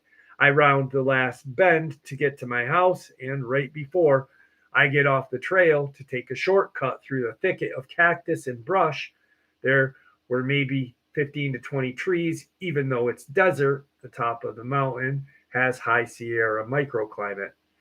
When I hear my best friend slash roommate call out my name clear as day in the other direction. He said my name, and when I turned, said it again. In retrospect, it sounded funny.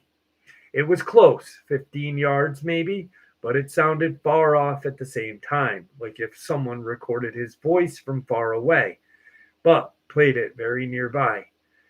It just sounded off, but not enough to flip a switch immediately, and maybe I'm painting the memory of it differently than it actually sounded. So I'm facing my house, maybe 50 yards away, and the voice comes from directly to my left on this foothill of the mountain we had hiked around on sometimes. It has much more tree coverage than the trail I was on, and considerably more than the thicket separating me from the clearing. If you walk 5 feet in the direction of the voice came from, you would completely disappear from view of anyone on the trail or on the back porch of my house immediately. So, hearing my friend's voice calling me over, I was like, oh, cool. We are night hiking. And I turned to follow it. But right before I take my first step into the tree line, I hear his actual voice down at our porch saying, hey, who are you talking to? I turned back to face my house, confused as shit, just in time to see this fucking thing burst out of the thicket. I was just about to shortcut through to begin before hearing the first voice and turning away. And from the exact spot I had walked down every single night, this thing bolts. It was humanoid, technically, but the thing was tall as shit and way too skinny to be a human. Like at least 8 feet in height, but slim. It looked inhumanly slender. It was hunched over and running, just burst off the track mark, but kept the same form the whole time, never got all the way upright. It's okay. So, as for the color, that was fucking fucked up to me. Because, for one, I'm colorblind, and it was like a greenish yellow. And I get greens and yellows mixed up a lot. This hue of green and yellow, at least, and for two. It looked like it was giving off its own glow, which has always sounded so absolutely ludicrous. I never tell anyone that I do not absolutely trust to give me the benefit of the doubt before thinking that I am completely batshit. Because if I had heard this story, I would honestly think someone at that very least might be a little bit bullshitting. porch light is on, though, and the thing lined up with where it would have been shining. So if this thing was translucent, it definitely could have taken on the sheen of reflecting the porch light. The colors do kind of line up. I guess if you'd reflect a light, it may have looked like this thing's colors. But it certainly wasn't identical. Honestly, though, I swear it had its own shine. Looked like a glow stick that's dying, more than enough to see, but kind of faint. Regardless, it was light and definitely wasn't there a second before when I had gotten to the shortcut. It would just stuck out for at least 50 yards on this walk. I should also know, had I followed the thing's voice, two things would have happened. One, I would have completely disappeared from the view of anyone. And two, I would have turned my back to whatever that thing was and entered into the thicket and trees and cactus far too dense for me to turn around. Run, fight back, anything. And that trail I would have gone toward leads directly to the edge of a cliff that drops down into a massive break in the mountain, the window in Big Bend National Park. That cleanly drops all of the 6,000 feet to a wide open desert below. That could be the purpose of the direction. It was going to try and do some nefarious shit. It would have been a perfect place to both find someone and lead them quickly to a spot where no one would come up with it. In the middle of the day, you could probably make someone disappear over there if you really wanted. That's how dark and crazy it is here. Anyway, how this thing was running, it immediately felt like I had spooked it. Like this was different in that it seemed a lot more determined. It seemed intelligent, aware of its own movement, not just acting out of instinct, kind of like spooking a person if they had been watching you from the bushes or something, like spooked but sentient, and definitely acting like it just followed some nefarious plan. So naturally, I also bolted, exposing my back to the thing, but taking the opposite, slightly longer way to the back porch. My fucking buddy, God bless his soul, is still there when I make it, and he asks me again, "Who are you with?" His face is confused as shit, and he just keeps looking past me, and I am like, "You heard it too? You heard it right?" He says, "Yeah, where are they?" And I was like, "What? Multiple?" Apparently, from his perspective, he had multiple voices alongside my own, all carrying on and joking around, talking back and forth pretty loudly. He said there were at least 3 other voices talking to mine, but that it sounded like a whole crowd coming down the trail. He said he could clearly hear us getting closer and closer for the past few minutes. Pretty uncommon for that hour of the night. It took me a minute to show him that I was not messing with him and had not just split off from a group of people.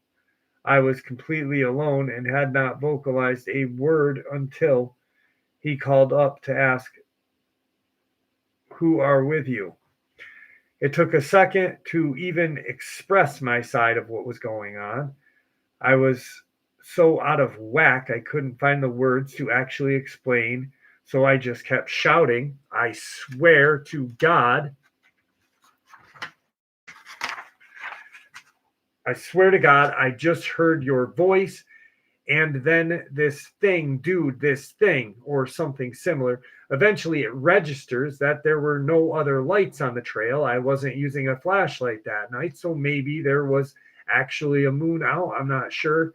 And I had just heard his voice calling me off the trail into the dark. And we both began trying to figure out what the fuck we had just witnessed. This part may be a little crazy, but I am not implying anything. I am just saying this is what I'd been doing on the walk down before this happened. So obviously, walking home solo I hadn't actually said a word. Whoever he heard is certainly not me, and I certainly don't come off with a crowd. But I had been praying like crazy on that hike. There had been just this super dark negative energy in the house lately, and I was just trying to kind of surround myself with light and positivity, asking God to give me the strength before I walk down into it. And out of nowhere, midway through the trail, I got this like absolutely overwhelming joy, like an absolutely ecstasy. I was screaming inside, happy in my bones, and just felt like I could take on the whole world. Like no matter what came, I could take it. Maybe I'm implying something because call me crazy, but I have always felt like that had something to do with how the night turned out as opposed to how it may have. I don't know. I do know that part really does make me sound insane, but so does the rest. Whatever, I certainly don't think there is a coincidence. I am not sure what to make of any of this. Every detail means every detail. That's just what's going on. On with your boy as I walked was happening. It would have been a noteworthy, memorable night had that thing not done any of this. Anyway, that's pretty much it. Another thing is our memories of it. Out of nowhere, I just sort of stopped thinking of it. Like, not forgot about it, but like it was hidden in a thick fog of my head. Next morning, I told the story to my friend, and she uncharacteristically shut me down and just said something like, "Y'all are just crazy and getting scared in these mountains," and just walked away. It really was not like her to just dismiss someone, especially a friend, without even hearing them out. She was a real empathetic lady. It was legit like she had just heard something that triggered a memory she refused to touch. I could be reading into it, but that's happened a couple times in this experience. And anyway, we had been living in that mountain on and off for a few years that point and had never once heard or seen anything remotely similar until the night we had never ever heard a story even vaguely resembling this. It just wasn't like we got spooked in our own house or the trail we took twice a day, every day, and it wasn't like we were seeing and hearing things based on stories. We'd projected into the darkness, but the weirdest fucking thing happened the moment she walked away. It was legit fog just slowly poured over my memory, and the last time I remember thinking of it was the moment when they had just disappeared for months. How in the world does something that massive, that frightening happen in your life and you just stop thinking about it? And then one day it just popped up into the back. I honestly so surprised and unsure of how I hadn't thought of this in so long. It was almost more baffling than anything we'd ever witnessed. I asked my friend just before I sent this out if he had felt the same fog. Absolutely, he said. He doesn't really like talking about this night, honestly. And he's told me, but I cannot help but bring it up as often as possible, hoping by talking it through, we'll find a sort of explanation. Even if I type the message, though, I felt like I'd asked him a million times already and just forgotten his own answer. Maybe I have. That isn't super uncommon thing to do, I guess. God damn, that was long and fucking terribly written.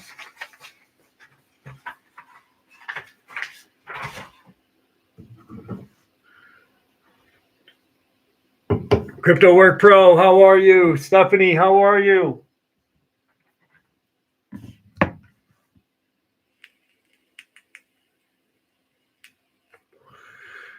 Yeah, exactly.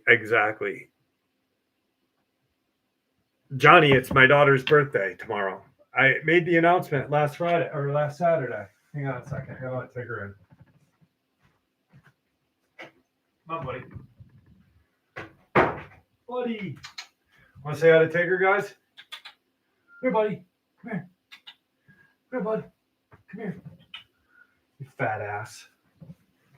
He's going to get his treats. Buddy. He'll come back.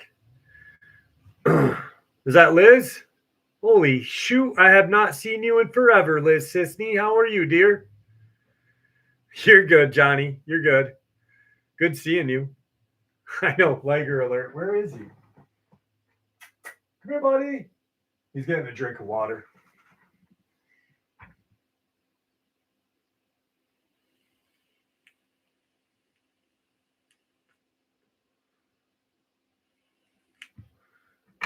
That was long. It was really long, Nico. Ugh. I'm glad that you're here with us, Liz.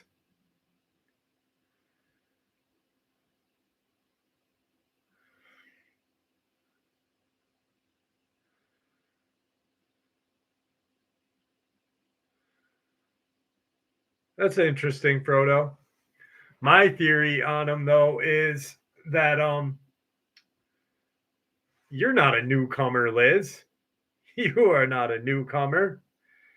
My theory on the crawlers is that they were created by the gray alien and the reptilian or the Draco in the deep underground facilities as a protecting creature, because they're very similar to a gray. They have reptilian qualities.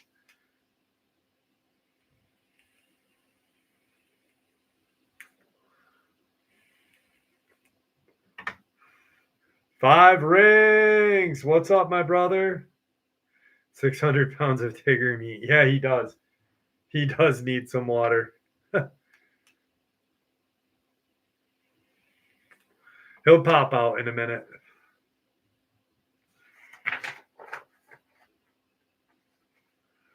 Before I turn 50, Wiley, I've actually been thinking about it.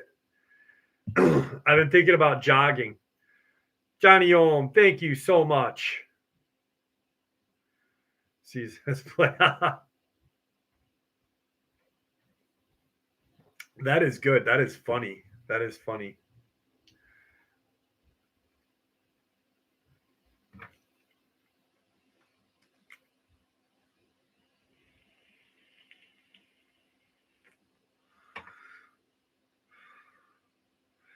Come here, buddy. He's probably laying on his couch right now. He usually isn't out there that long. He's probably laying on his couch. The couch down here, the couch in the other living room is his. He's such an asshole. Tigger, want some treats? He's usually right here when I'm recording. He's usually right there.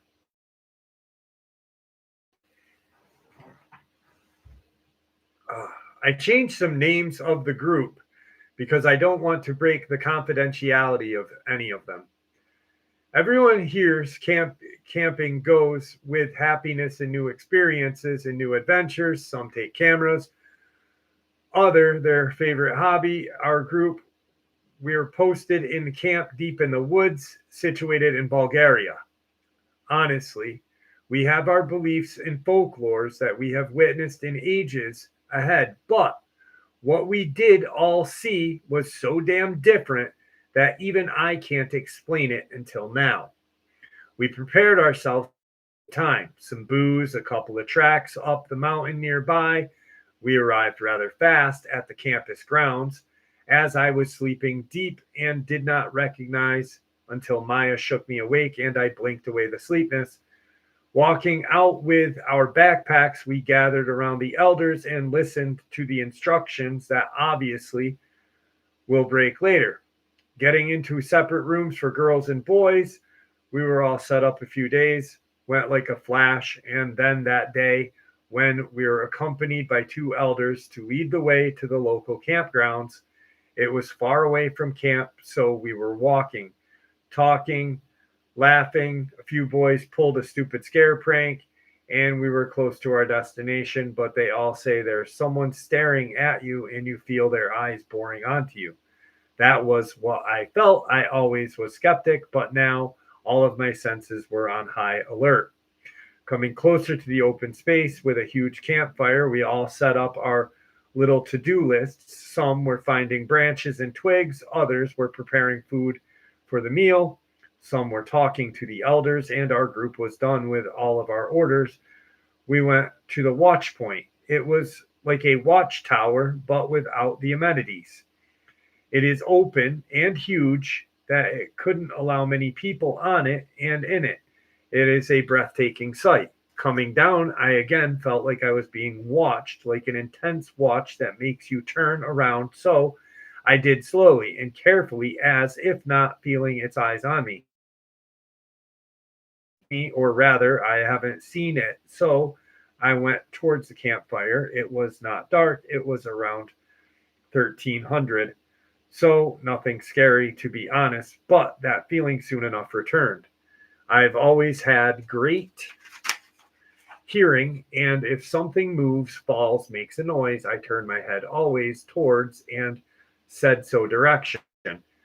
I heard thumps like someone or something is running on four legs. Remembering it was a forest after all, I stopped to see if it was an elk, fox, or something else. But then the horror hit me. The thumps stopped as soon as I did.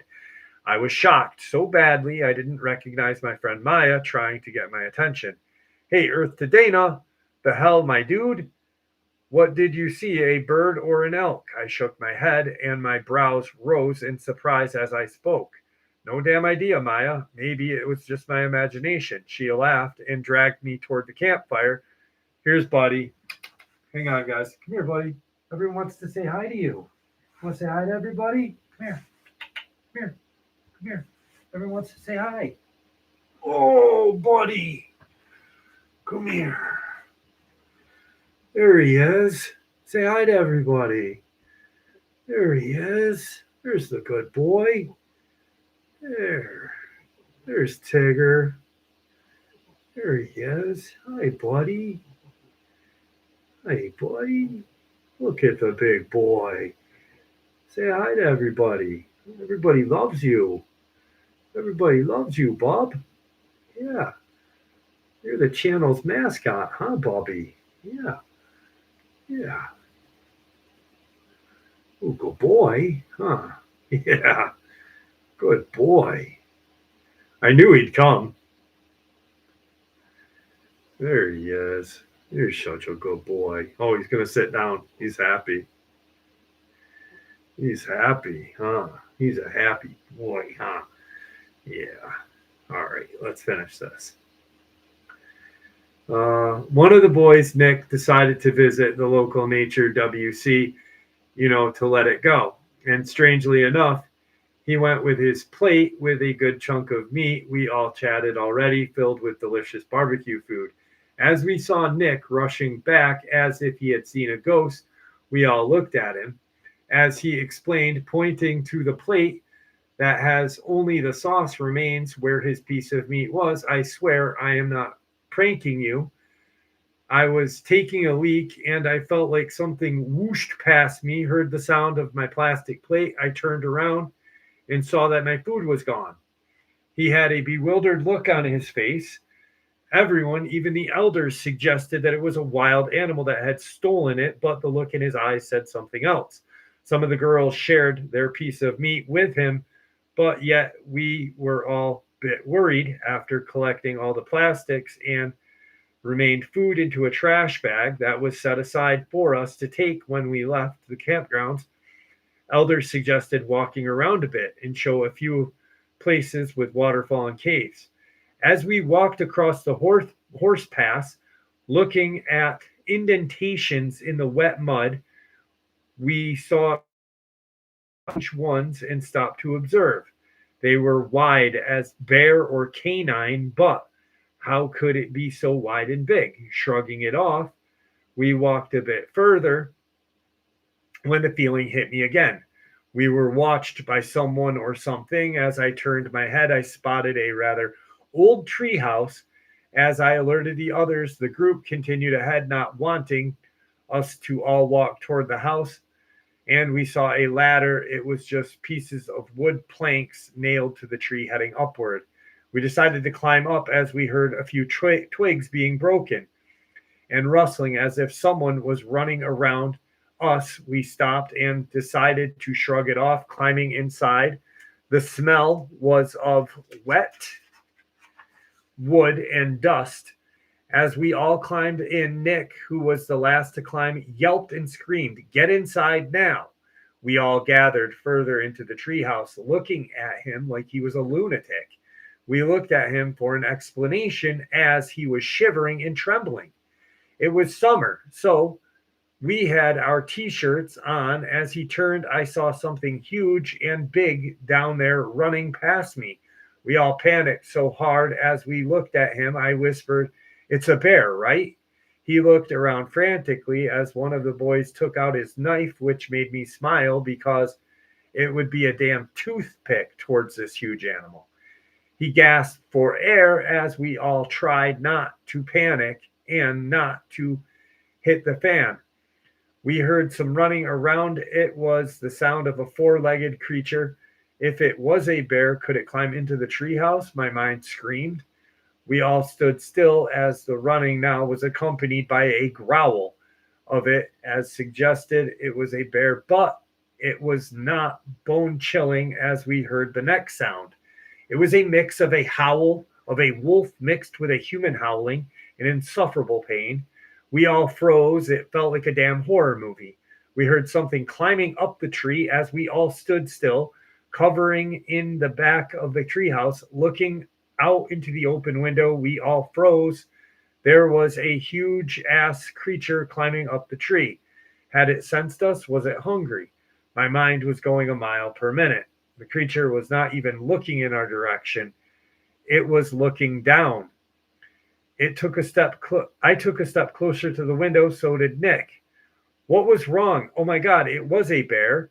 What was wrong with the bear? I mean, I'm happy it wasn't attacking us or eating us alive, but what in the name of everything could have scared this bear up the tree?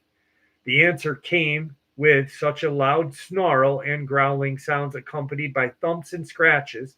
We both looked down. I wish I wouldn't have. This thing was so huge. This thing was 8 feet tall.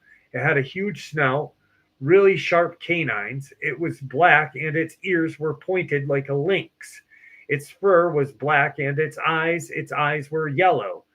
We both stood like dumb idiots, our brains going into Windows 95 mode, trying to at least process what the hell was going on. We didn't felt when the others came closer. We all heard was terrifying whispers and gasps. We all retreated from the window as we thought it was trained on the poor bear. We heard someone screaming our names. As I relaxed in relief, peeking out to see the wolf-like thing retreat. Its body shape was the strangest of all. It was close to a human body, but more agile and more powerful. We tried to climb down as we heard some twigs falling and scratching as if it was next to us. One of the girls screamed bloody murder, and we heard a thump in the bear running down the opposite side of the road. We all bolted, nearly stumbling and falling off as we saw the elders rushing toward us. We were pale as white paper towel sheets. Walking back, we saw a rather peculiar moment. The bonfire was broken up and the trash bag was ripped open and the contents were all gone. The group stood petrified and the elders checked for any creatures or animals around. When they found nothing, we picked up the trash again. This time our group was ahead, practically running toward the camp. As the others mocked us, we tried to play it off. As we ran back, I felt it again, the dread of being watched.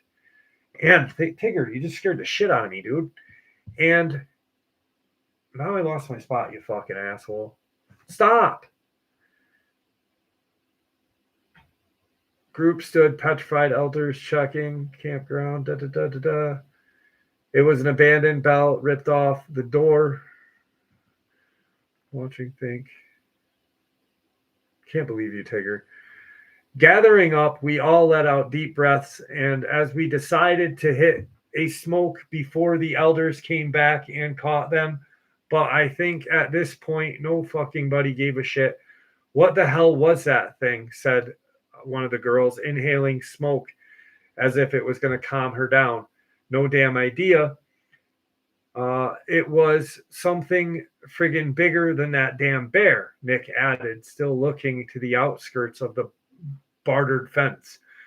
Next spoke our friend John. He was from the United States and was an exchange student coming to visit Stop Tigger and learning more about our country. He gulped. It's not a thing. He hardly spoke, as if something memory flashed across his face. He swallowed, looking toward the dark forest. They are called Dogmen. Everyone looked at him. My grandfather had seen one when he was camping. He said it was terrifying, even scarier than a horror movie. It was gray, though, but it had those. It scared my grandfather. He ran, leaving his tent behind. It chased after him, taunting him. My grandfather knew if he stopped, he would die or worse, so he hid in a cave, and in the next morning, a group of scouts helped him out of the forest. He said he'll never forget how terrified he was then. He even didn't return to retrieve his belongings. We all listened, realizing how just lucky we were to be alive and in one piece. But our peace was disturbed once again by this terrifying howling scream. Everyone started to look around like damn owls trying to find the source. I spotted it standing on its hind legs. It was something straight out of Van Helsing movie, making me gawk at the creature before me. It was sniffing the air. Its ears were moving as it took a step closer toward the barbed wire fence. We stood and looked at each other. I felt dread filling my whole body. Hands were sweating and pulse of my heart was skyrocketing. If I was to face it, I would be dead where I stand. And only stop, Tigger. And only realization made me whimper. Everyone was panting once again as some of the guys slammed shut the metal door behind me. Never broke eye contact. Slowly, I tried to come back to my senses and breathe steadily. Said, dog thing. Tigger, go fucking lay down. Stop it. Jesus. Dog thing or werewolf thing tilted its head to the side as a curious puppy would. It bared its teeth, making me tilt my head involuntarily to the side. As its head snapped toward the voices, it bolted toward the depths of the forest. We were quiet for a moment, and then I spoke. We are not mental. I know it. People don't get mental at once. This is a real thing. That was in the woods chasing that bear. Everyone agreed silently as we all walked back quietly. Every single one of us was quiet and antsy. Every single noise made us jump and nervous. We looked everything we could and even tried a few times, still scared of this Dogman thing. Honestly, we all went back to sleep, but I couldn't sleep that night. I was on edge. Turns out everyone who was in my group was on edge as well and didn't sleep. Outside was a full moon, and I looked at it, remembering the ambers looking back at me. It didn't cross the fence. It didn't attack us. It could, but more unusual, it was curious about something indefinitely. It was intelligent. It didn't let me bat an eye. As I walked to the window at this time, I felt again watched. My whole skin is covered in goosebumps. Looked at the dark forest. Now I knew it was there watching, studying, and waiting, but for what, I have no idea. You see, I was a skeptic, a non-believer, but this experience made me and my friends scared to go camping. Even if there is a huge group, I would rather stay inside, but what truly makes a non-believer a believer is an experience of facing it yourself. The bear was enough for me to set the uneasiness in the depths of my soul. This is my experience with a dog man, whatever you want to call it. Still makes me wake up in cold sweats, looking frantically around and checking my door and window locks. Sometimes I still have the feeling of being watched. Is it my paranoia, or am I really being followed back? I don't know. better writing for Bulgaria. That was pretty decent writing compared to the last one that was long. Hi, Belly Button. How are you, baby? Everyone wished you a happy birthday earlier, Bubba.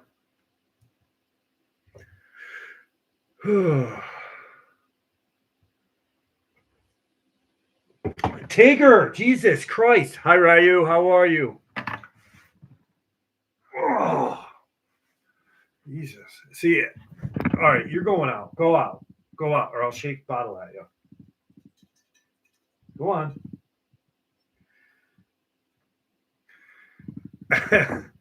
Every time I literally, he chased you. He's being a dick right now, Belle.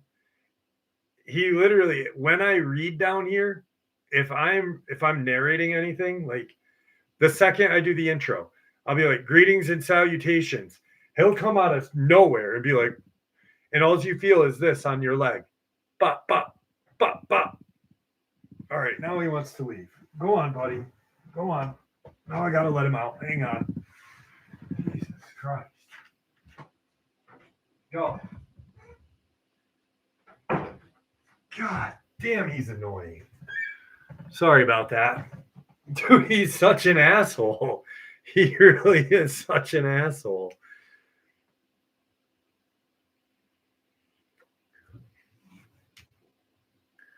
Who did I miss that popped in?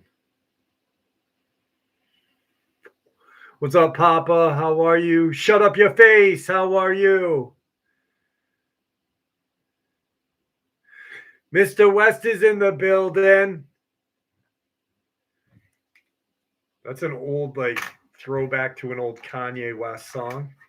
Cynthia, how are you?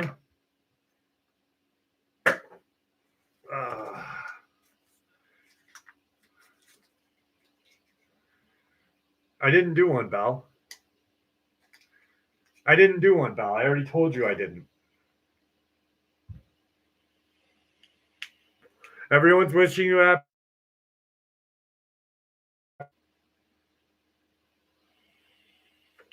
How was Caleb's presents? Did you like all of Caleb's presents to you, buddy? He is cute, MJ, but he is an asshole. He is truly an asshole. Belle's boyfriend is such a good kid. Isabel's boyfriend is such a good kid. He literally, like, he set up, he bought, like, all these things.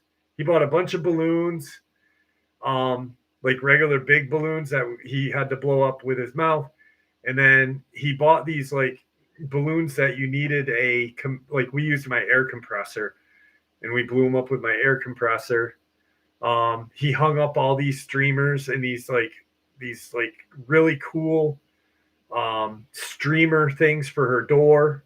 And then he set up all her presents for her. It was so nice.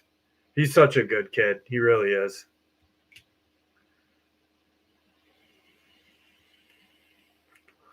Mike, if you send me an email, I'll give you my address.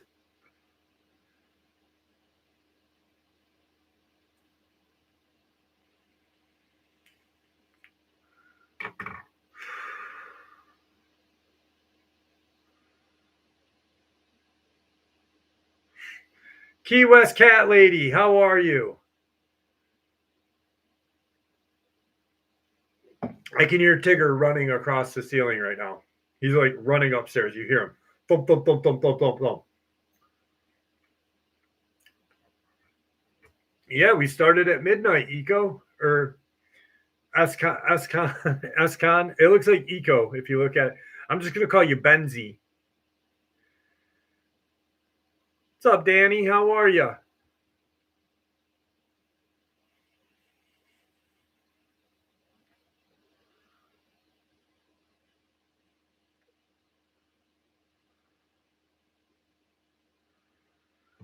No, my daughter's boyfriend's a good kid. I love you too, baby girl. I love you too. He really is. He's not a bad kid at all.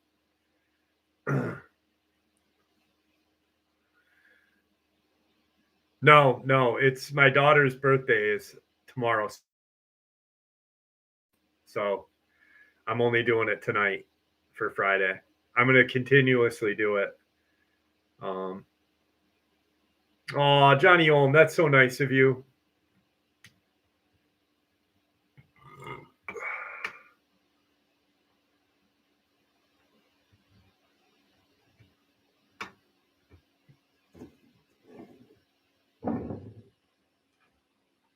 With fever, sadly. Oh, thank you, Danny. That's so nice. I hope your little boys are better. I hope they feel better soon. Nothing worse than sick kids. Thank you, SDL. I got some more stories tonight. Good night, baby girl. I love you. I'll see you in the morning. Can't wait till dinner tomorrow, Bubby.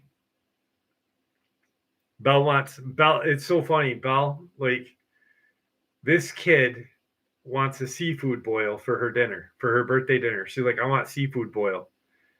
I cannot stand seafood. I hate it. It's like, I don't want to eat no fucking sea bugs. Lobsters and crabs are like sea bugs for me, but she'll grub them down. That little girl will grub them down. So we're going to Red Lobster. She's going to steak. We're good to go.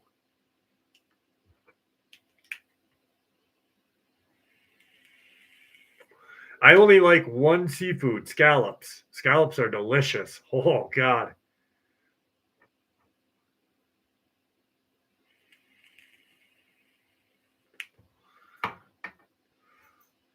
Sea bugs are nasty bastards.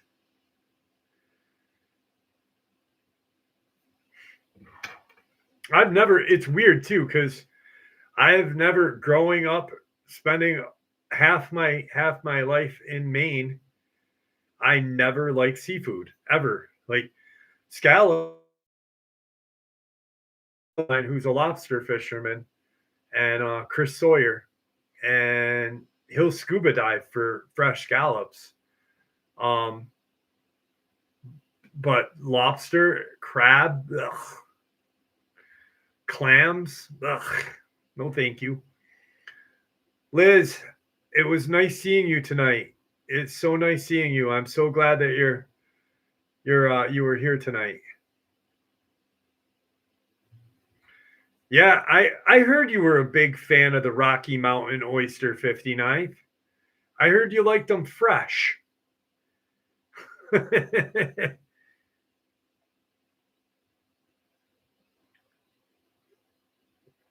Oh, I've tried all kinds of seafood. Good night, baby girl. I know you wanted to hear me talk bad about seafood. I've tried sea urchin. I've tried everything. I just can't stand seafood. It's like eating fucking shit water to me.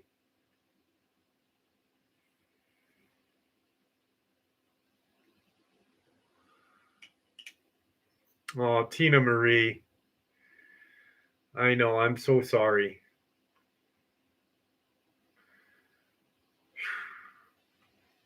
That's so sad. I'm so sorry, Tina. I don't mind calamari. I don't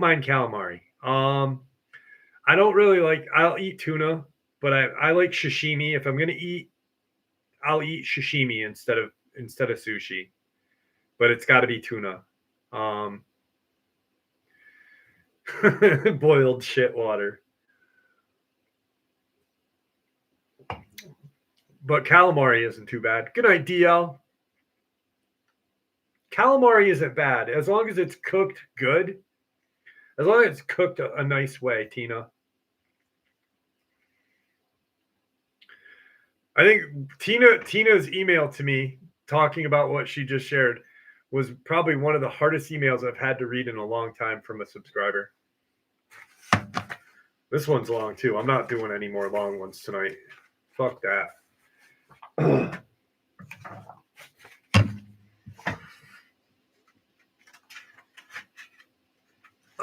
Let's see.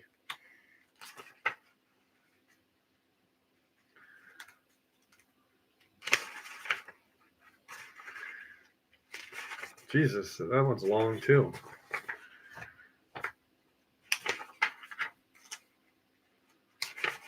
that one's long too.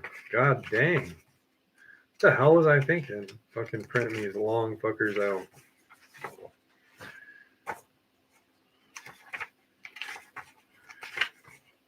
Here we go. We'll just do this one. That one's not too long.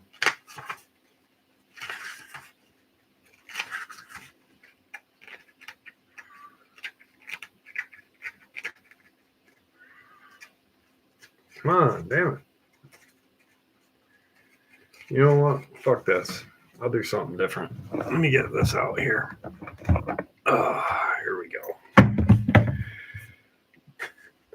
All right.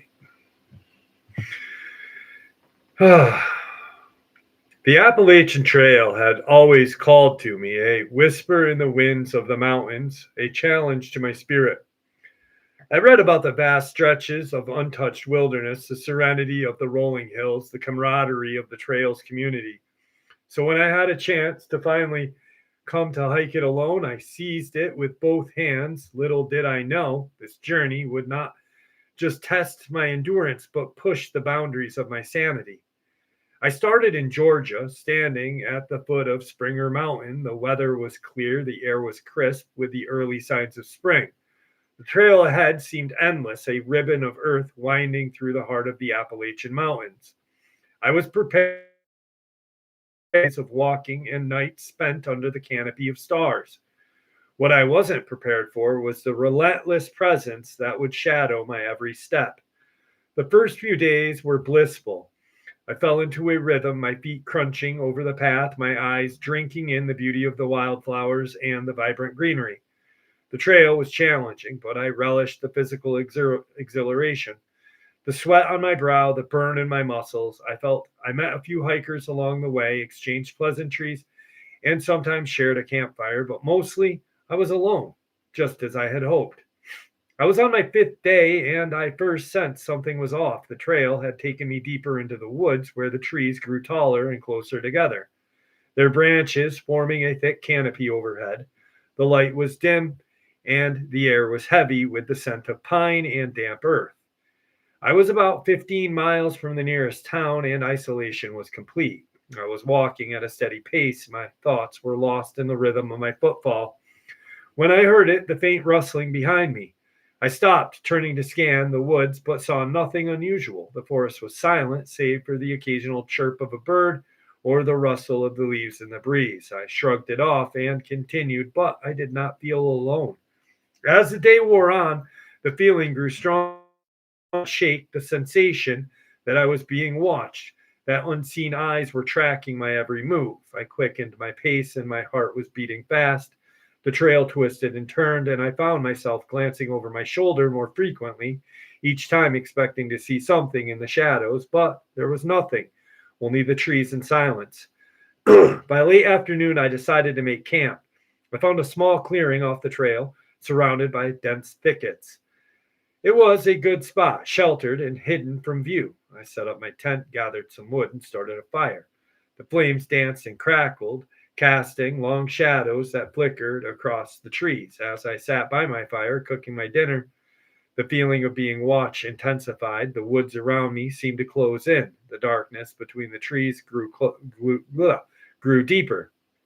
I ate quickly, my eyes constantly darting to the edge of the clearing. The rustling noise came again, louder this time. I stood up. The woods. Hello, I called out, my voice sounding small and uncertain. Is anyone there? The silence, I swept the beam of the flashlight back and forth, but saw nothing. The hair on the back of my neck stood up, and I felt a chill run down my spine. I backed toward the fire, my hand gripping the flashlight tightly. I knew I was alone out here, or at least I thought I was. After a while, the sound stopped and the forest returned to its usual stillness. I tried to shake it off, convincing myself that it was just an animal, a deer maybe, or a raccoon. I stoked the fire, adding more wood, and forced myself to relax. I could not let my imagination get the better of me. I was out here to enjoy myself, and I was doing a bad job of it. As the night deepened, I crawled into my tent, zipping it up securely. I lie in my sleeping bag, staring at the roof of my tent, listening to the crackling of the fire outside, and gradually the warmth and rhythmic sounds lulled me to sleep. I don't know how long I was asleep for, but I was awoke with a start. My heart had literally skipped a beat. The fire had died down to embers, casting a faint glow. I lie, straining to hear. There it was again, that damn rustling sound, closer this time, accompanied by soft crunch of footsteps on the leaves. Someone or something was circling my campsite. I held my breath, my senses on high alert. My footsteps stopped, replaced by a deep, heavy breathing. It was outside of my tent. I could hear the sound of it inhaling and exhaling, slow, and it clearly meant for me to hear it. What was this thing? It didn't sound like any animal I knew of. It was far too intelligent to be a bear, and the breathing sounded like something with a massive lung capacity. For a moment, I was paralyzed with fear. The breathing continued, a steady rhythmic sound that seemed to grow louder. I thought I was going to lose control of my bodily functions any time I reached for my flashlight. My hand shook. Slowly, I unzipped the tent just enough to peek outside. The beam of the light pierced the darkness, but all I saw were trees and the glowing embers of the fire. The breathing stopped abruptly, and the silence was deafening. I scanned the clearing, my flashlight flicking back and forth, but saw not a thing. I was so scared I could feel a pulse in my ears. I zipped the tent back up, got back into my sleeping bag. What the hell was out there? I lie back down, gripping my flashlight for like a lifetime. I did not sleep much the rest of that night. My ears strained for any sound. My mind conjured up images of what could be out there. When dawn finally broke, I was exhausted but relieved. The light of day made the fear seem to be irrational. I packed up my camping gear quickly, eager to put distance between myself and whatever that haunted me that night. I resumed my hike, my pace quicker than usual, driven by lingering unease. The day passed without incident, it still like but it still felt like I was being followed. Trail took me even deeper into the forest, the trees growing thicker, the light dimmer. I was constantly watching my back. As evening approached, I found another clearing and set up camp. It was smaller than the previous one, more closed in by the trees. I built a fire more out of need for comfort than warmth. The cooked a quick meal. The forest around me was quiet, too quiet, and the sense of unease grew. I sat by my fire, staring at the flames, my mind replaying the events of the previous night. The rustling, the footfalls, the breathing, it had felt so real. I could not shake the feeling that I was being hunted, that something out there was watching me and waiting. As night fell, the sounds startled me again, and this time they were closer, more purposeful. I sat up, gripping the flashlight and a small camping knife. The fire cast flickering glows, making the trees seem to move and shift. I strained to see, to hear, every sense working overtime. The footsteps circled my camp slowly and calculated. I could hear the crunching of leaves, snapping of twigs. The breathing came from again, deep and heavy, making my skin crawl. I shone the flashlight into the darkness, but it revealed nothing. The creature, whatever it was, stayed just out of light, hidden in the shadows. It was smart, and I felt like it was just toying with me. I sat there for what felt like hours, every nerve in my body on edge. The sounds continued, relentless and terrifying. I could feel my sanity slipping. The fear consumed me. The creature seemed to know exactly how unsettled I was, how to keep me on the brink of panic. At some point, the sound stopped. The silence was almost worse. The anticipation of what might happen next. I didn't dare move, didn't dare make a sound. I just sat there, gripping my flashlight and my knife, my eyes wide and unblinking.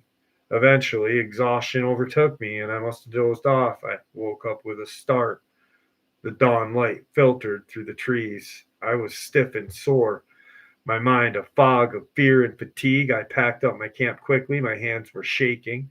I needed to get the hell out of here to find some semblance of safety. I can't remember much of the hike that day. I moved quickly. My eyes darted in every shadow, every movement, the feeling of being followed, a constant presence at the edge of my existence, and awareness. I didn't stop to eat. I just kept moving, driven by primal fear. As evening approached, I felt myself in a more open area. The trees thinning out, I decided to set up camp, hoping that the openness would offer some sort of protection. I built a fire more out of habit than anything else. The night was quiet at first, but I knew better to let my guard down. I sat by the fire, senses once again startled overtime. The rustling started, the footsteps, the breathing. This time it was different, more aggressive, more menacing. The creature was getting bolder. I shone the flashlight into the darkness and my heart beat. The beam of light caught a glimpse of something. Eyes glowing red staring back at me. I gasped, stumbling back. The flashlight shaking in my hand. The eyes disappeared, but my fear increased. I could hear it chasing, moving closer. The firefly flickered,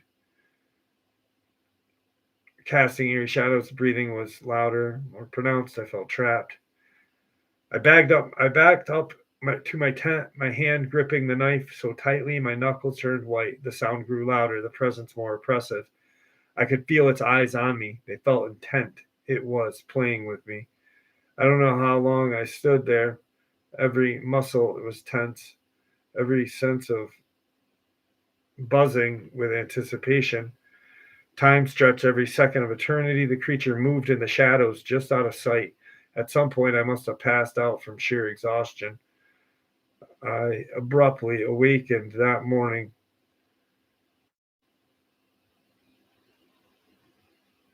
I was on the ground, my fire reduced, embers, my body ached, my mind turned to mush.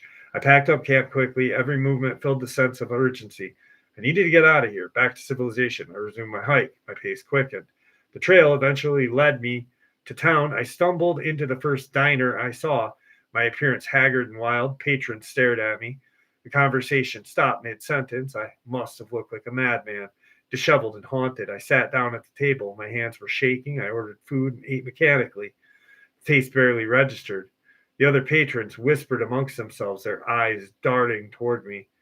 I stayed in the town for a few days, as it felt much safer to do so. The memories of ordinary people, those sounds haunted every waking moment. I couldn't bring myself to return to the trail, to face whatever was out there. Eventually, I made my way back home, disappointed that my dream hadn't turned out the way I had hoped. And to this day, I cannot fully explain what happened to me to the Appalachian Trail. But I know one thing for certain: I will never set foot in those woods again. The fear, the terror, the pain, and the sense of being hunted. It's something I wouldn't wish upon my worst enemy.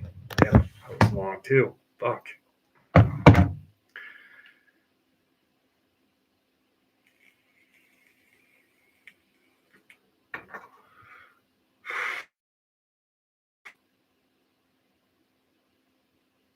All right. We got the last lot lizard story of the night, my friends. SDL. Here we go. Last lot lizard story of the night. And this one is a good one. Are you ready? No, Dogman was not grown in a lab. Labs weren't even created when dogmen were being historically documented. Historically documented well before labs were even created, my friend. Senecyphali is essentially a dogman. They were in India. There's historical accounts of them living in India in the mountains when humans used to trade with them at one point. Stacy, Thank you for being in the live stream tonight. You guys are awesome. All right, here we go. The Roswell Truck Stop and The Roswell Truck Stop and Grill, mile marker 47 on the highway to nowhere, was the undisputed epicenter of grease disappointment and illicit roadside loving. It was a place where the existential dread came served with lukewarm coffee and the side of questionable hash browns. But tonight, the usual blend of diesel fumes, desperation was being overpowered by a faint antiseptic smell of ozone. Perched on a vinyl booth closest to the jukebox, reigning over her domain like a sequenced rhinestone-encrusted deity, was Lizzo, the lot lizard queen. She wore a mesh top, neon spandex shorts, and a stare potent enough to melt the chrome off a semi-truck. Beside her, Earl, a man whose muscles appeared to be sculpted entirely from jerky and poor life decisions, softly massaged her heavily braceleted wrist. "It's a slow night, Earl," Lizzo sighed, tapping her manicured nail against her empty Sprite can. "I blame the full moon. Makes the truckers too sentimental to cheat properly." Suddenly, the front door chimed. The sound, usually ignored, but the sight that followed made even the grizzled cook drop his spatula. It was an alien, straight out of 1947 headlines, but miniaturized. The creature stood about 3 feet tall, a sickly gray color, large, black, tear-filled eyes occupying 90% of its massive head. It wobbled slightly, wearing what looked like a tattered gray flight suit. The alien bypassed the register, ignored the terrified truckers, and floated directly toward Trixie, one of Lizzo's newest, most terrifying recruits, who was attempting to smoke a menthol cigarette by the condiment station. "Greetings, female mammal Trixie. I am Lil Alien," squeaked. Its voice sounded like static mixed with a cheap harmonica. "I have traveled 400 light years in pursuit of an emotionally fulfilling yet intensely physical encounter." Trixie froze, the mentholated cigarette falling into a bowl of half-eaten chili. Hi, hon. Kind of booked for the next couple of centuries." The alien placed one spindly, three-fingered hand on its chest. "Our sensors indicate you are the provider of services I specifically require. We have detected a profound deficit in the cosmic balance that only a very specialized apparatus can correct." Trixie raised a skeptical eyebrow. "Specialized apparatus like what? A new transmission?" "No," the alien breathed, its oversized eyes practically weeping with desire. "I require the loving, specifically the loving that comes with a big purple rubber donkey wiener." A hush fell over the diner, broken only by the sound of Earl choking on his chewing tobacco. Trixie's mouth dropped open. "A what now? Honey, I got whips, chains, feather dusters, maybe some light taxation role play, but I don't stock inflatable equine for interplanetary customers." The little alien wailed a high-pitched, desperate sound that vibrated the salt shakers. "But my data model stated the lot lizards of Earth offer all the weirdness. I demand a big purple pony." Trixie didn't hesitate. She scrambled away, fleeing the crying extraterrestrial, and dove under Lizzo's booth. "Lizzo! Lizzo! Emergency! Code purple donkey wiener! He's crying!" Lizzo looked down. Dealing with a drunken oil rig worker was annoying. Dealing with horny aliens was merely a Tuesday's inconvenience. She surveyed the tiny green creature, now rocking mournfully in the center aisle. "Honestly, the nerve disrupting the workflow over a specialty item," Lizzo muttered, pulling out a rhinestone-encrusted flip phone that pulsated faintly with a red light. "All right, Trixie, relax. When you're the queen, you don't worry about inventory. You outsource the weird. I know just the folks who will handle this highly specific, morally dubious transport logistics. Earl whispered softly. The boys? The boys, Lizzo confirmed. The speed dialed a number labeled 666 Love Shack. The connection was instantaneous. Lizzo, darling, did you get my package I sent? Hope the sulfur smell aired out quickly.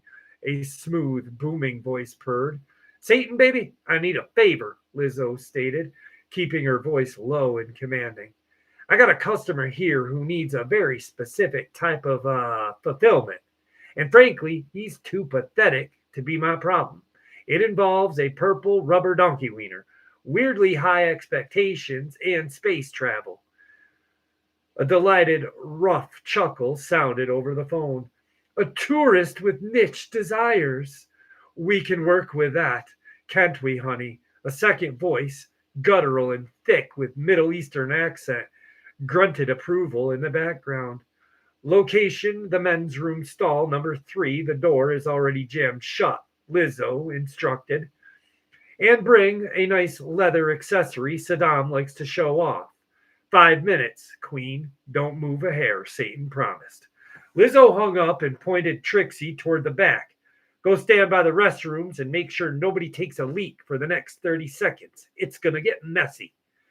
The moment later, an impossible sound ripped through the diner. A violent tearing of reality. The door to the men's room stall 3 blew inward, followed by a torrent of sickly green fire and the distinct aroma of brimstone mixed with expensive cologne. And out stepped 2 figures. First was Satan, radiating hellfire, impeccably dressed in a scarlet velvet suit, his horns polished to a sheen, carrying a silver-tipped whip. Second, Saddam Hussein, the late dictator, was in anything but black leather chaps, a red vinyl vest, and looked of absolute ascetic malice or menace. He held a hefty chain in a large black patent leather bag. The truckers shrieked. The little alien, however, stopped crying and stared at the opposing duo with wide-eyed admiration. Oh, hello, little green snack, Saddam purred, adjusting his cuffed gloves.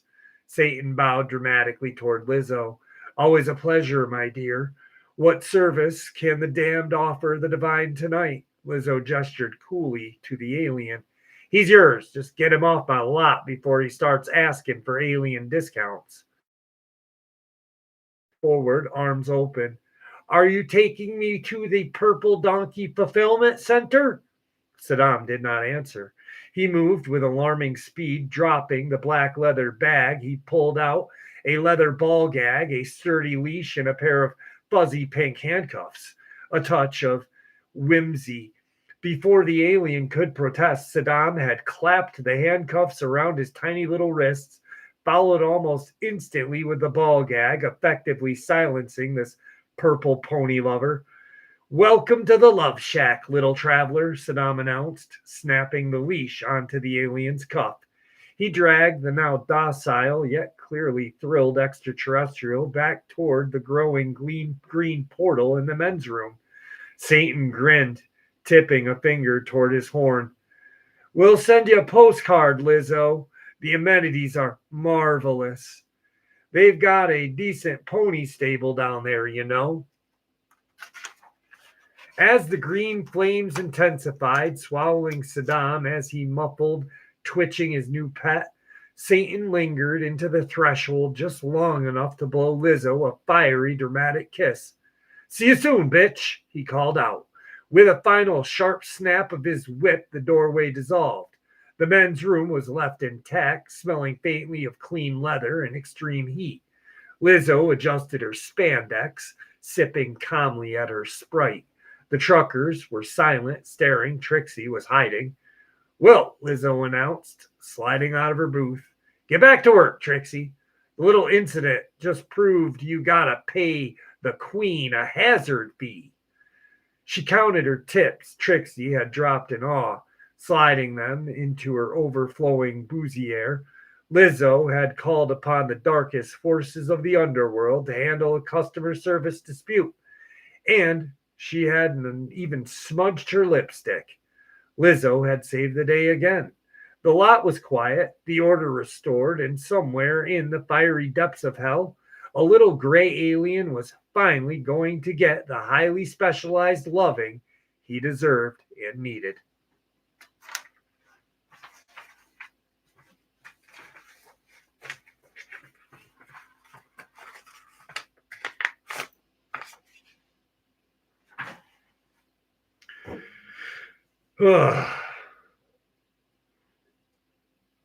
All right, my friends.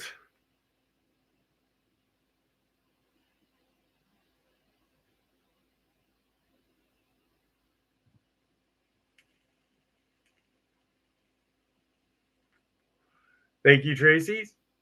Tracy's thoughts. Thank you. Thank you.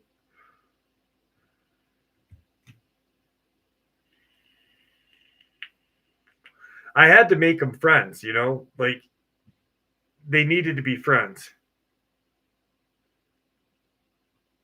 Thank you, Papa.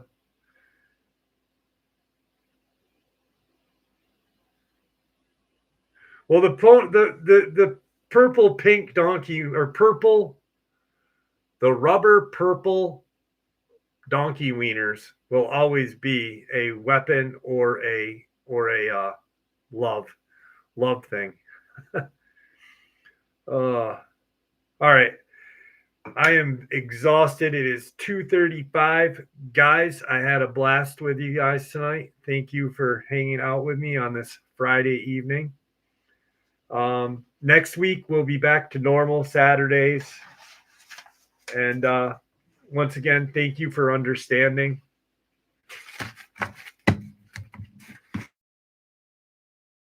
I appreciate you guys spending the time with me. There more people came than I thought. So that was good. I didn't think that many people would show up because it never on a Friday, but oh well.